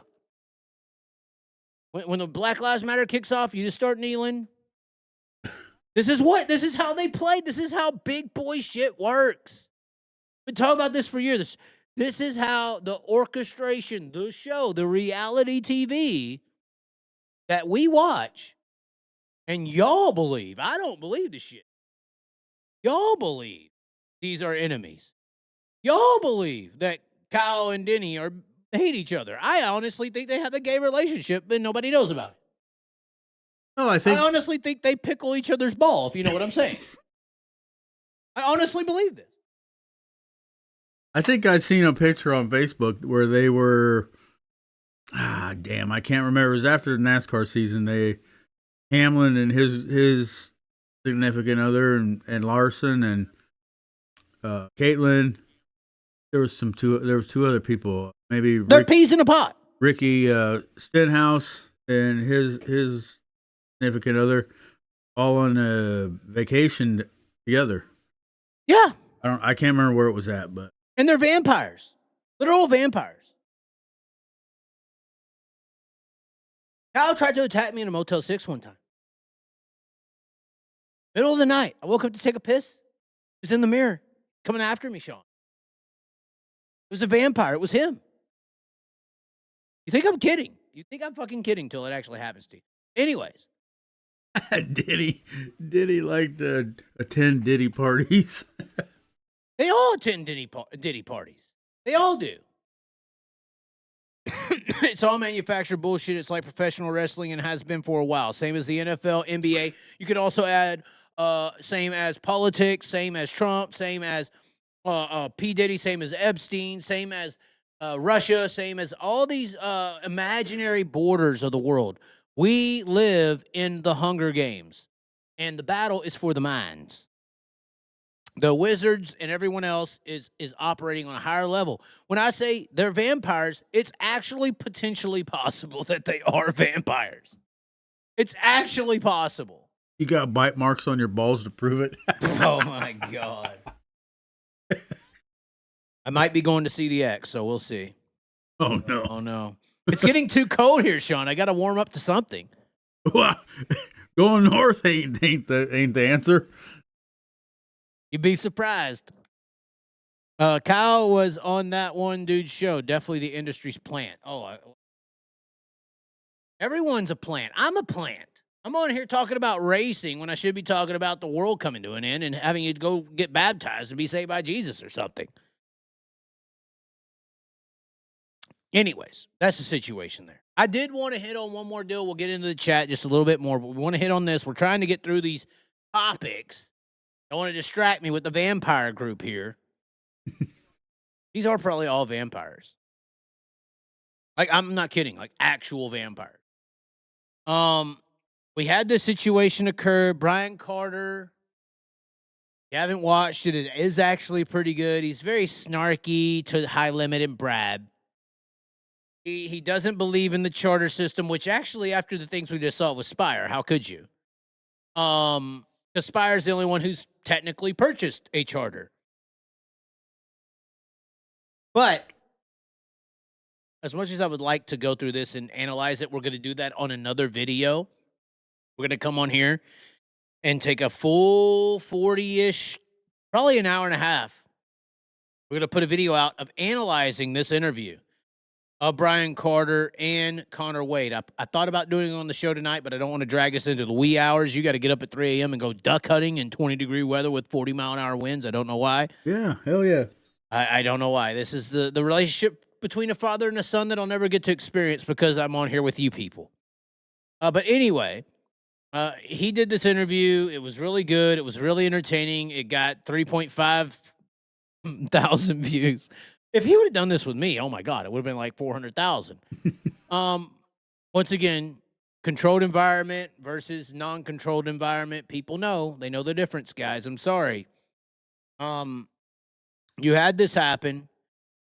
But then guess what? Guess what? And it honestly validated everything Brian Carter was saying here. Darth Vader himself. All these people are Darth Vaders and vampires. Look at what Flo and High Limit thought would be smart to do. They released this 2 days ago.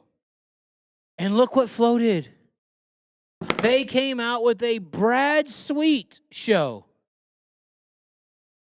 Right the next day. Look, state of the sprint car sport. 1 day ago, guys. That says 1 day. Hold on, let's zoom in. 1 day ago. They literally, this is their combatants. This is validating the weakness. This is validating how weak High Limit is. When the Outlaws talk like they're so much better, when the Outlaws talk like High Limit's just piggybacking off their schedule with Eldora, with Knoxville, with USITS, and then you literally piggyback off the Brian Carter interview. What is this, John? And look at Chase. He's like, why are we doing? Hold on. Look at Chase. Look at these people's faces when y'all watch them on TV. Look at that. Look at Chase's face. He's like, why are we here? Look at it. Why are we here? Look at Tony Laporta's face. Look at this. Look at that. Look at that. Look at Brad's. Yeah. That's the face that only a full-time sprint car racer could love. He already misses it. Look at him. He's like, I'm only here because Brian did it. Why are they doing this? You know that this makes y'all look weak. This is not a response to the Brian Carter interview. As much as y'all timed it. I mean, does it look like, Sean, does this not look like a timed response? It was. I mean, 2 days ago to 1 day ago. And it literally, what is this? Not Tony Laporta's face, which I'm sorry, Tony, you're way more beautiful than that. Is there another spot where Tony looks better? That doesn't look better for you, Tony. I'm sorry. Oh, no. I thought, man, come on. What is that face? What is that? That looks like he's a wizard fucking casting a spell. He might be, actually. But the way he talks, hold on. Let's see if we can find a better frame. Oh, that's it. That's it. Look, Chase is like, what are we doing here? Hands on the head. What are we doing here, guys? Oh, he's like, oh, what are we fucking doing? Look at Brad. He's like, oh, well, Colin said we could make money. Let's do it. Let's see. Laporta's like, a nice hot dog. Oh, God. Anyway, I tried to. Is there another spot where they're looking better? Hold on. No, that doesn't look any better. Oh, my. This looks like depression.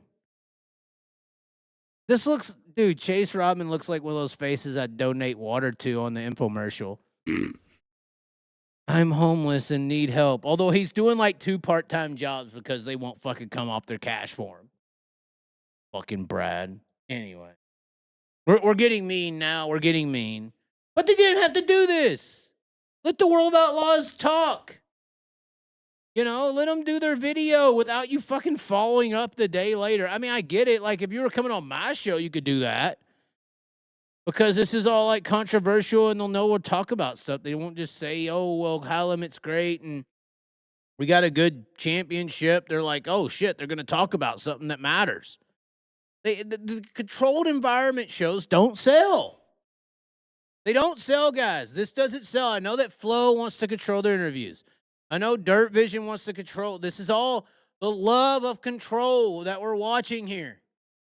Brad Sweet's interview, 1,700 views. Brian Carter's, 3.5 thousand views.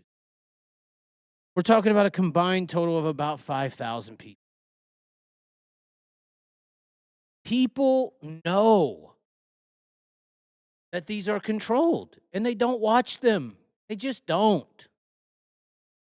The reason people watch me and Tony and me and Donnie and me and Cody is because they're uncontrollable.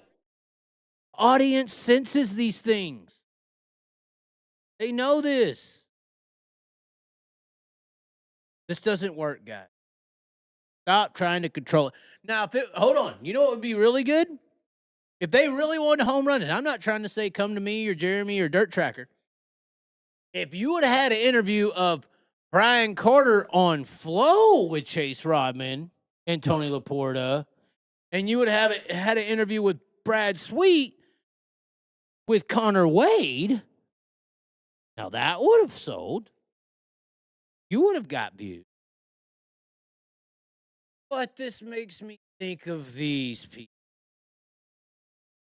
Back to the BlackRock, you know, or back to TKO Holdings. Because TKO Holdings owns Real American Beer. TKO Holdings is invested into Flo Sports. TKO Holdings with Real American Beer as a Flo Sports company is sponsoring the World of Outlaws. So, at the end of the day, as much as I could be stuck in the show myself, and we're looking at these interviews and we're like, oh, well, Brad just responded to them, and that's why they made this.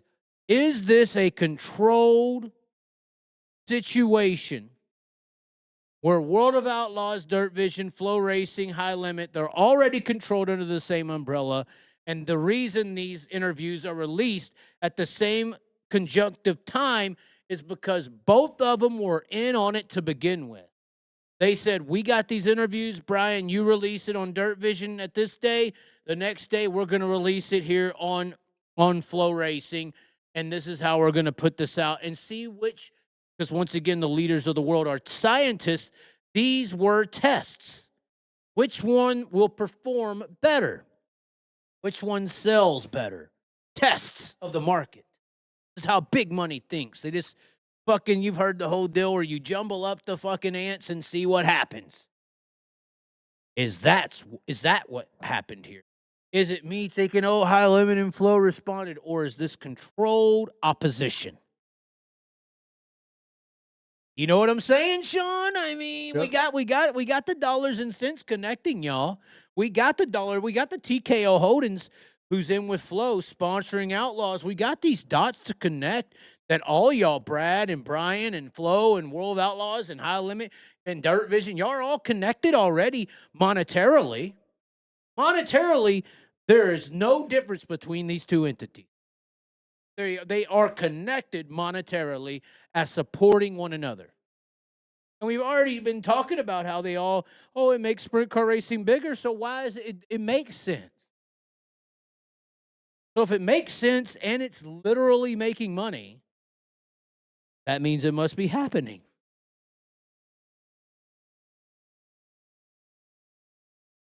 You know who told me about the TKO Holdings sponsoring World of Outlaws as a Flow company? Who? He looks just like that guy. Who looks just like him? Dirt Co. Oh, He does, doesn't he? He looks like Dirt. I bet you Chase Rodman's lost father is Jeremy from Dirt Co. Or Jesse Douglas. Jesse, yeah. Jesse Douglas, you need to claim your ownership of Chase Rodman now. Claim it. That is Jesse Douglas's lost child, is it not, Sean? Yeah, that is. I'm just saying we need to go to fucking Maury or Jerry. Well, Jerry Springer's dead. All but God. But we need to go to Maury. Jesse Douglas, you have a lost child looking for you. I know I got one down in Texas. I'm sorry, it was a long time ago, but this is your child, Jesse. Claim him. Because even though you're his daddy, Brian Carter is Brad Sweet's. Anyways, on to the chat we go. That's all we got for the topics tonight, ladies and gentlemen. Come on, Chaz. You know it's all a scripted show. Hey, I gotta put it. TKO's owned by the Saudi government. Oh, Candace Owens in the building. Who's going to win between Anthony Joshua and Jake Paul? Oh, my God. Oh, no. Oh, NASCAR's going to sell to the Saudis. Oh, we got a real audience in here tonight. High Limit Ultra, High Roller. When I hear High Limit and Ultra, I think, is that a new beer or something? Michelob?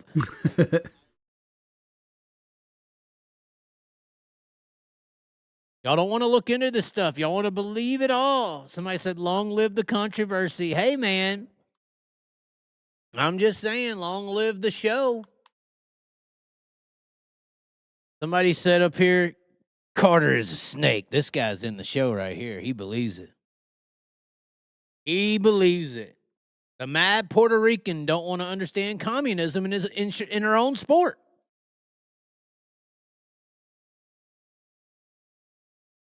Ginger Kitty's eyes look cold like a vampire. Chase looks like he could have been saved. Does look like he needs to go to the altar.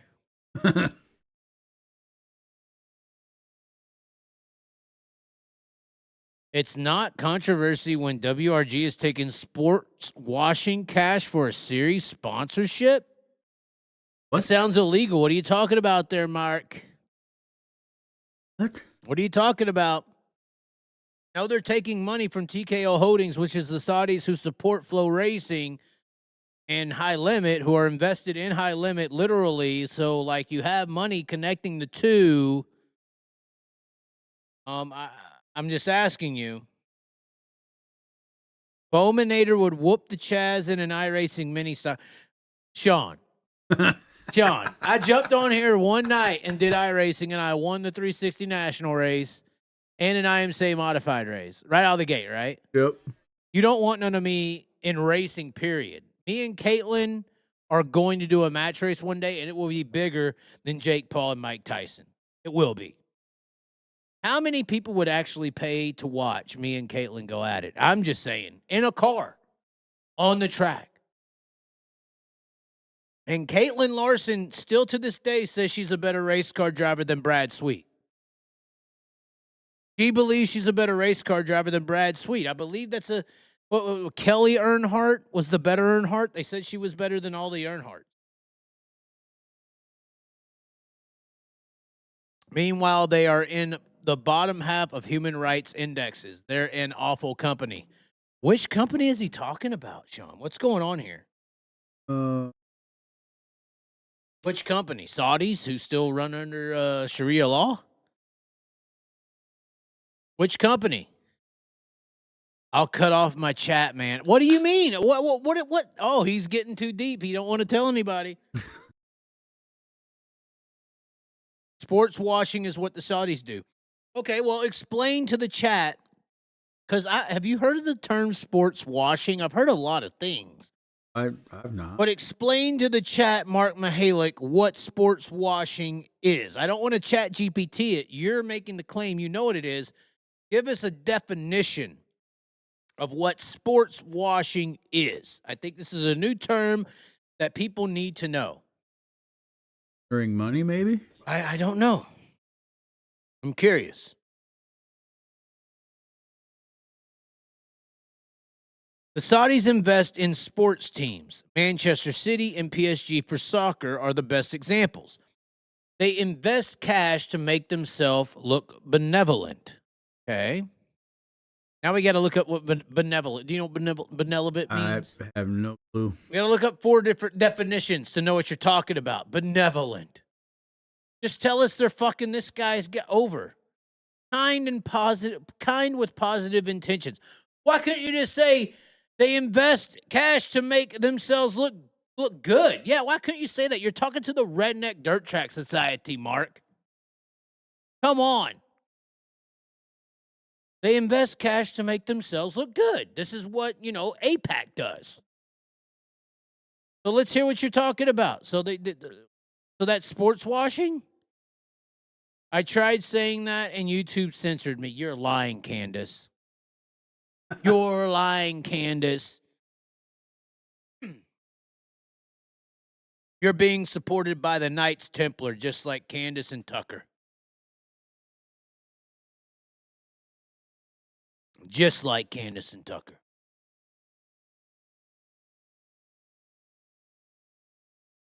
Fine. We'll have to do it.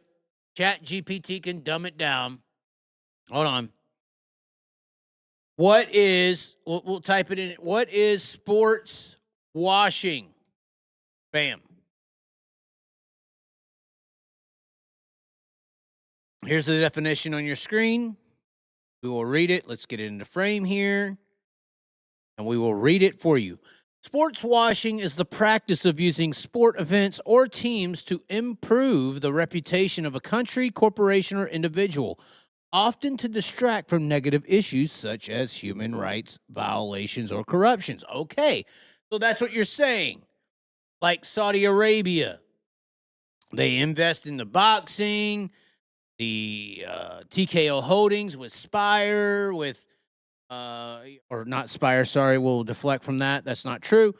TKO Holdings with Real American Beer, with the World of Outlaws, with Flo, and worry about all the sports and bread and opera and water, but don't worry about Sharia law where we're killing the gay people and women can't go outside without their face and body covered. Is that what you're basically saying? Definition and origin, let's see what it says. Sports washing. So basically, you're talking about the old Roman Empire. Sports washing refers to the strategy employed by governments, corporations, or individuals to enhance their public image through sports. Okay, through theater, through the bread and circus. This tactic often involves hosting major sporting events, sponsoring teams, or investing in sports infrastructures to divert attention from controversies or scandals.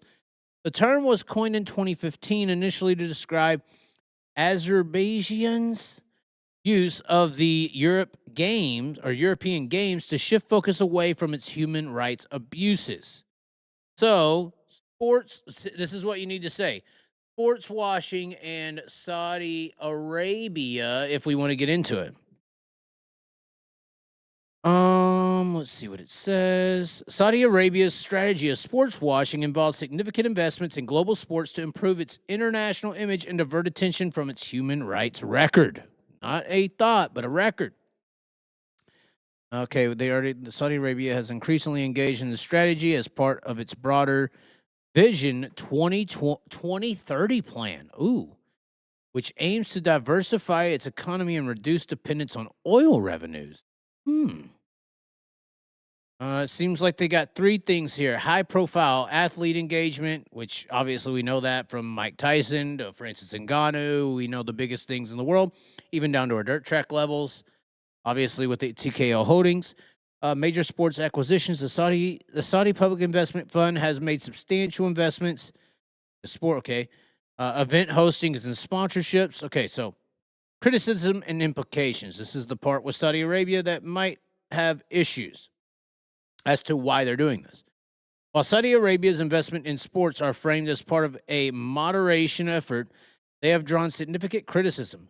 Human rights organizations argue that these actions serve primarily to overshadow the kingdom's ongoing issues with political freedoms, mass executions, and the imprisonment of activists. Critics contend that the kingdom's sports washing efforts are a calculated move to normalize its global reputation while deflecting scrutiny of its domestic policies. In summary, Saudi Arabia's sports washing strategy is a complex interplay of economical ambition, international image management, and political maneuvering with significant implications for how the kingdom is perceived on the global stage. What human rights issues do Saudi sorry, we're going into a Google phase now. What human rights issues do Saudi Arabia violate? Oh, they don't want to answer it. Wow. This one is halfway answering it. Let's see. We can't get ChatGTP to answer it. That's letting you know. We can't let the AI. The AI is not answering it. Okay, let's see here. Let's see what the Saudis are doing. Oh no, we ain't gonna wake up tomorrow, Sean. We're gonna be in prison. Executions are on the increase. Saudi Arabia executed. Oh wait, when was this written? I want to have something that's relevant in today's world. About 2022. And this is all referencing 2022. Let's see if the co-pilot will listen.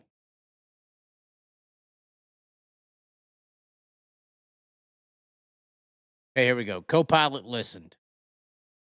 Let's see what Saudi Arabia is doing. This is the people who support Flo Racing, the people who support Jake Paul. UFC loves Saudi. The sports industry loves Saudi. Tom Brady is going over there and playing flag football for what is it, $180 million. This is the influx that we're talking about here. Money over morals. This is what we're talking about. Key human rights violations in Saudi Arabia. Freedom of expression and press. Journalists and activists face imprisonment, torture, or execution for criticizing the government. Saudi Arabia ranked 162 out of 180 countries in press freedom in 2025. The murder of journalist Jamal Khashoggi, I think I got that close right, in 2018 remains a symbol of state repression, death penalty and executions. Executions surged in 2025 with 241 people executed by August alone. Cases include journalists like Turki al-Sharrah, I think, executed for exposing corruption. Many executions occur without fair trials or due process. Migrant work executions. Workers on projects like Metro reported paying illegal recruitment fees from $700 to $2,700, leaving them in debt. Reports of dangerous heat exposure and lack of enforcement of labor procedures. Let's see. Arbitrary arrests and torture.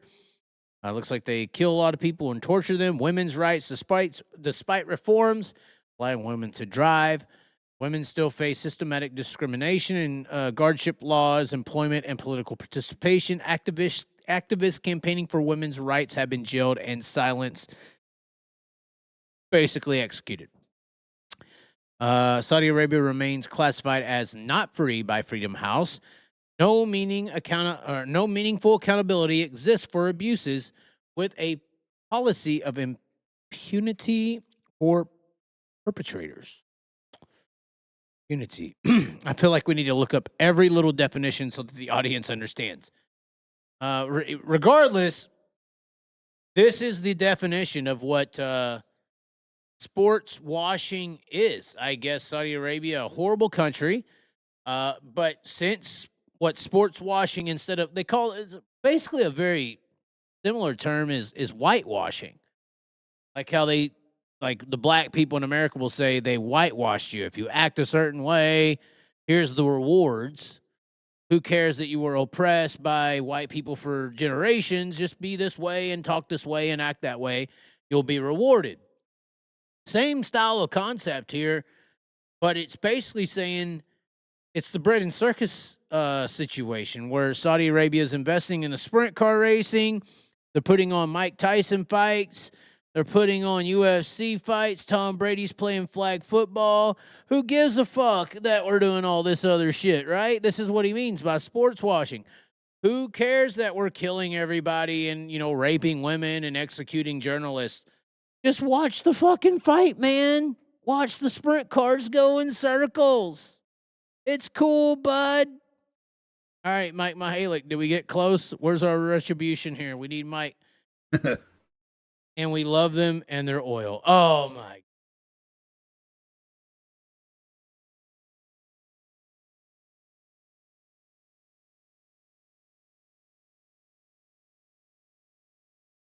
These are the people.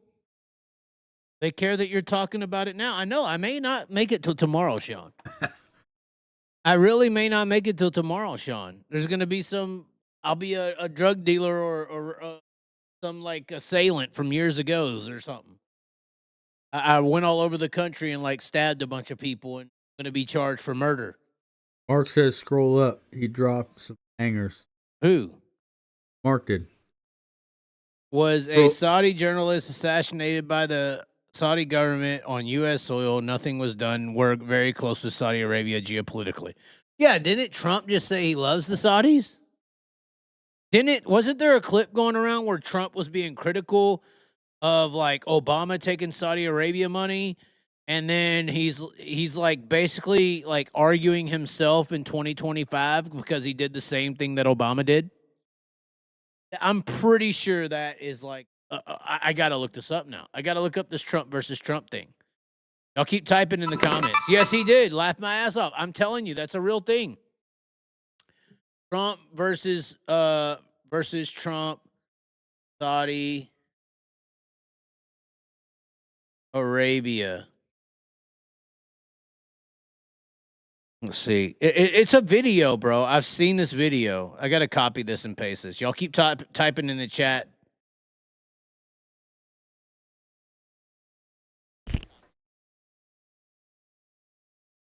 These are the same people who kill Charlie Kirk, basically is what Mark's saying. Thought it was the French, Candace Owens. Oh, they're covering for Saudis.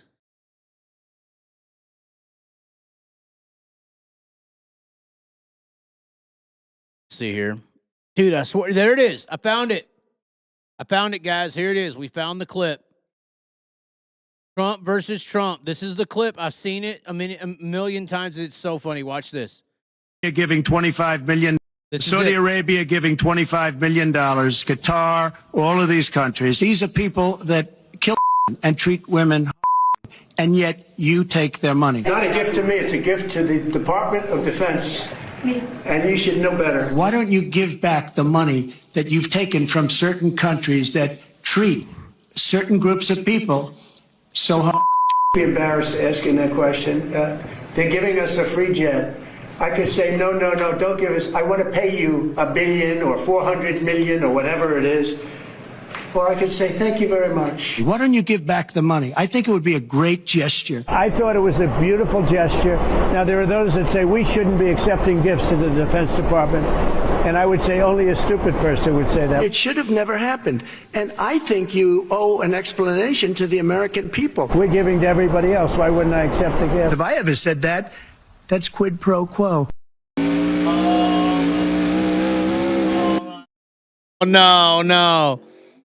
No, did he just say quid pro? Did he just do the Hannibal Lecter? Quid pro, what is it? Hold on, what did he say again? Hold on, we need to hear it one more time. Hold on, volume up. Hold on, let's hear it one more time. This is Trump from 2016 in the debates for the presidency versus 2025, almost 10 years later. Let's hear it one more time. Saudi Arabia giving $25 million, Qatar, all of these countries. These are people that kill and treat women, and yet you take their money. Not a gift to me, it's a gift to the Department of Defense. And you should know better. Why don't you give back the money that you've taken from certain countries that treat certain groups of people so hard? Be embarrassed asking that question. They're giving us a free jet. I could say, no, no, no, don't give us. I want to pay you $1 billion or 400 million or whatever it is. Or I could say, thank you very much. Why don't you give back the money? I think it would be a great gesture. I thought it was a beautiful gesture. Now, there are those that say we shouldn't be accepting gifts to the Defense Department. And I would say only a stupid person would say that. It should have never happened. And I think you owe an explanation to the American people. We're giving to everybody else. Why wouldn't I accept the gift? Have I ever said that? That's quid pro quo. Oh, Quid pro quo. Oh, he did it. Quid pro quo. Oh, he did it. How do you spell that?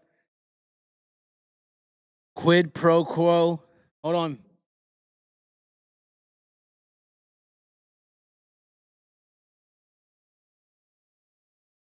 Hold on. We're almost there. Show it to me. There it is. There it is. There it is. There it is.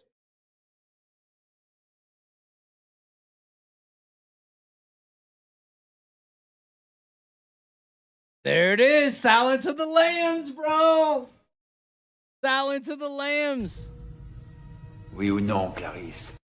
Oh my God. Oh, I tell you things, you tell me things. Not about this case, though. About yourself. Quid pro quo. Yes or no? Fucking Jeffrey Dahmer's in the building. His name's Trump. What do we do? What do we do, Sean? Oh no. We're not gonna make it to tomorrow, guys. They're coming for us. He's the modern day Ed Gein. Why would you say such a thing? Because Silence of the Lambs was. No. Yeah, we won't go into that. We're not talking about that show, you sick fuck. But I'm telling you, dude. They're out there today. Have you ever heard of Red Shoes? No, I have not. Oh my God. Don't look into Red Shoes.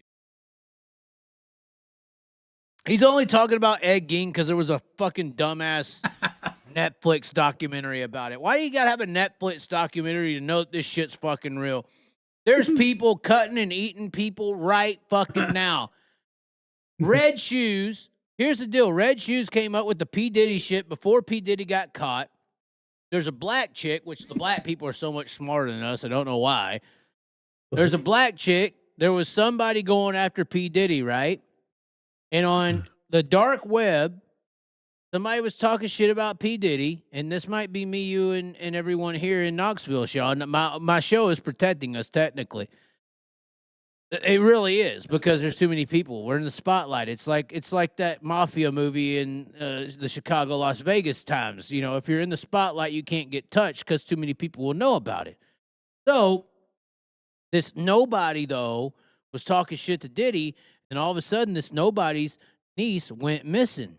And then all of a sudden, on the dark web, I haven't looked into the dark web, Sean, but it's very disgusting, and that's why I haven't gone down the Linux route. But on the dark web, unfortunately, where Tim Tebow goes, there is a lot of unfortunate, disgusting things happening there. There's a lot of disgusting auctions happening there. There's a lot of quid pro quo cannibalism happening. Now, is that there. where? There's a lot of Ed Gein shit happening in the world today, right now, on the dark web. According to my sources who have told me about the dark web, I don't go there because I don't want to live in that world. God's going to kill them, and they're going to have to suffer the consequences. These people are going to hell. So, back to the point, this person's niece went missing, and then all of a sudden, a week or two later, Diddy's accomplices in the dark web had red shoes for sale. So what red shoes are instead of like right now I'm wearing not because I think it's disgusting. If you're wearing leather shoes is the skin or the hide of a cow, or you buy it from China, made in China, it could be the skin or hide of anything. It could be the skin of hide of a dog or a raccoon. Red shoes are the skin or the hide of people. And so there's a world out there that is very disgusting that kidnaps people like Tim Tebow with the human trafficking and stuff, all these people that don't matter. There's a world out there where John Wick lives that if you fuck up, they take your niece and turn your niece into clothing and sell that clothing. And the term for the shoes of that person is called red shoes. Get the fuck out. This is real. Really? This is real. In this disgusting, what is it? Tim Tebow talking about how there's so many people watching child pornography. There's people talking about AIs being used to recreate child pornography. And that's what they're using AI to get off on these sick mentalities and torture victims. And but that's the code word for human-made items in the dark web is red. So if you see an item in these disgusting auctions in the dark web that is called a red jacket or red shoes, and they're leather-looking based, more than likely they are people that have been skinned and made into items of clothing. I hate that this is being brought up. I don't know how we got here. You brought up Ed Gein to begin with, but that is the truth. And then, like, if it's a niece who went after, or if it's the niece of a person who went after P. Diddy, just how you have Louis Vuitton shoes or Louis Vuitton, or you have Hugo Boss jackets. Now you have whatever that person's name is, red shoes. So say the dude who went after his name is like Jocko Willings, and they killed his niece and made shoes out of it. These are Willings red shoes. Now you know who the victim is through code words, like Trump used to say, learn to code. This is like that next level of disgusting shit that's actually real. In this fucking P. Diddy next level Ed Gein kind of like elitist dark web world. I know this is fucking I'm just telling you the truth. Look, I'm not trying to endorse it. I think it's sick. I stay away from it. I don't even want to watch the Ed Gein show. You're trying to get me to watch this Ed Gein shit. I don't want to watch any of this. I stay away from it. But unfortunately, Mark's laughing. But this is true. Unfortunately, this is true. I mean, look, they're laughing. Don't be scared, homie. There's more good than evil in the world. I agree. That's why I stay away from these conversations. But they are real. They are real. Somebody said clip and TikTok this. They ban it from, I'm going to be killed by the Saudis come tomorrow. I mean, somebody said it is true. That's why I'm laughing. It's not fucking funny. Well, I mean, it might not be funny. In fact, it's not funny, but just to know that it's actually real. That's the truth. What 007 just said. There's better rabbit holes to go down. Trust me. I believe it. Believe it. That's fucking crazy. It is crazy. It's fucking nuts. It's fucking nuts. Saudi prince in chat. I'm telling you. Oh. He said, should I call in? Motherfucker, no. We ain't talking about no red shoes tonight. Not any more than I've explained. I explained what they are. We ain't gonna fuck you. You're the type of fucker that would send us the links to try to buy them. I ain't going down that. Y'all can Ed Gein yourself on Netflix with the fucking Sons of Anarchy guy.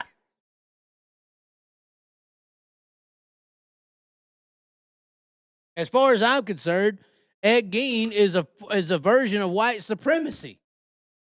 Because at least y'all are making Netflix documentaries out of him because all this other shit's happening in the real world and it don't matter. He's the one guy that gets the fame for doing it while all these other motherfuckers are doing it on the dark web.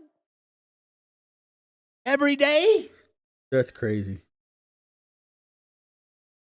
I want to tell the one dude how Tony and Jeff Gordon connect to country music. No. All right, we got to end the show. You're going duck hunting. Yeah. And you're going to make some shoes out of your ducks? Oh, come on. What are you going to say next, Candace? I don't know what to and say. And Candace is in on these people. They all know. This is why I can't buy into any of them. Because they're all in on it. All of them are in on it. All of them know this stuff's happening. They just keep the show going so we don't pay attention. Period. It makes sense. Charlie Kirk could be on an island with Tupac and fucking Kobe Bryant playing basketball right now.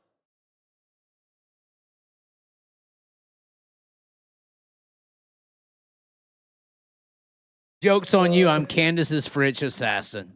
Wow, these chats. If I tune in tomorrow, Chaz, and you're wrapped in a blanket with a head wrap, I am done with you. Wow. I'm going to have my towel head on tomorrow. We're coming in on this motherfucker. Oh, my God. Anyways, we're going to close it now before we go to jail. Or before we end up in a basement and we are... At least tell your parents or your child or whatever that the Chaz told the truth. The Chaz told the truth on his little Sprint card channel on fucking YouTube. But the wet room. Wow. Aleister Crowley shit there, buddy. Aleister Crowley. Young blood. Anyways, we are going to get out of here, ladies and gentlemen. Back to the studio. Look at the Blackhawks. Oh, yeah. We need our sponsorships. But how is anyone going to ever sponsor this show? I mean, how are you going to get down with this? Although, hey, it's true. Hey, we talk about all. We ain't afraid of nothing until we get turned into some shoes. You know, that may be a little scary, but. Oh, well. We got Rockwell Security on our side. Oh, God. Anyways, and a little pecker. And we do have a little pecker landscaping. Anyways, ladies and gentlemen, thanks for tuning in. Happy Thanksgiving, Happy everybody. Thanksgiving. Eat your turkey like it's a human, Ed Gein style. No, I'm just playing. I did spend, over $100 to make us a turkey Thanksgiving dinner tomorrow. I'm cooking tomorrow. We do plan to have Kayla Montgomery on. We'll ask him about these Ed Gein stories. And it'll be a fun show tomorrow. Hopefully, go to the Chaz, support the channel, go to LongLiveTheChaz.com, get a shirt, get a hat, get something. You could even buy one of these. You can buy a necklace. And the reason we put the cross on top is it's God above all because of the red shoes. Trust me. So go on there, get something from the Long Live the Chaz stores, support the supporters here. Even Sean did not buy his glasses from Deathridge. He's a piece of shit.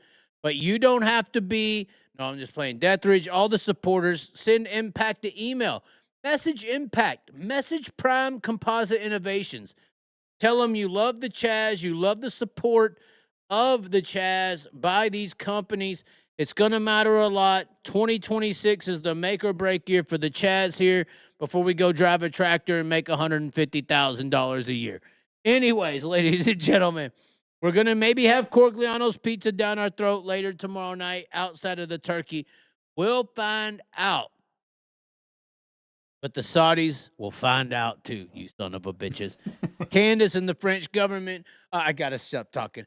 Thanks for tuning in, ladies and gentlemen. We're going to get a little bit more drunk and maybe spend some money on this Golden State game.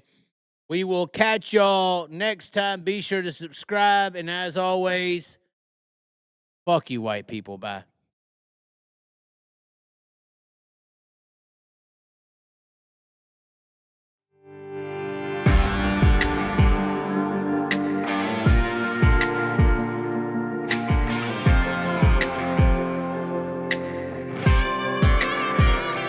We can ride high, we can ride low. We can ride anywhere we need to go.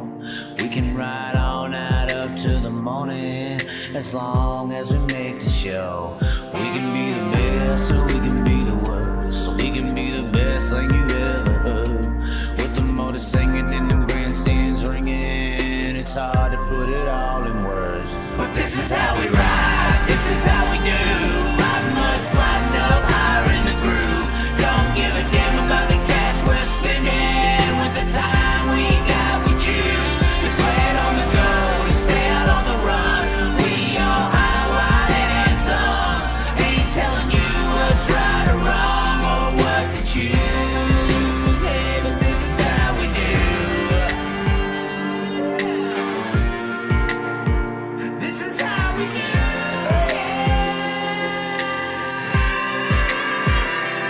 Out on the dirt ovals we play, life in the bright lights with no shade. So letting her go, letting her rip, letting her fly, tossing her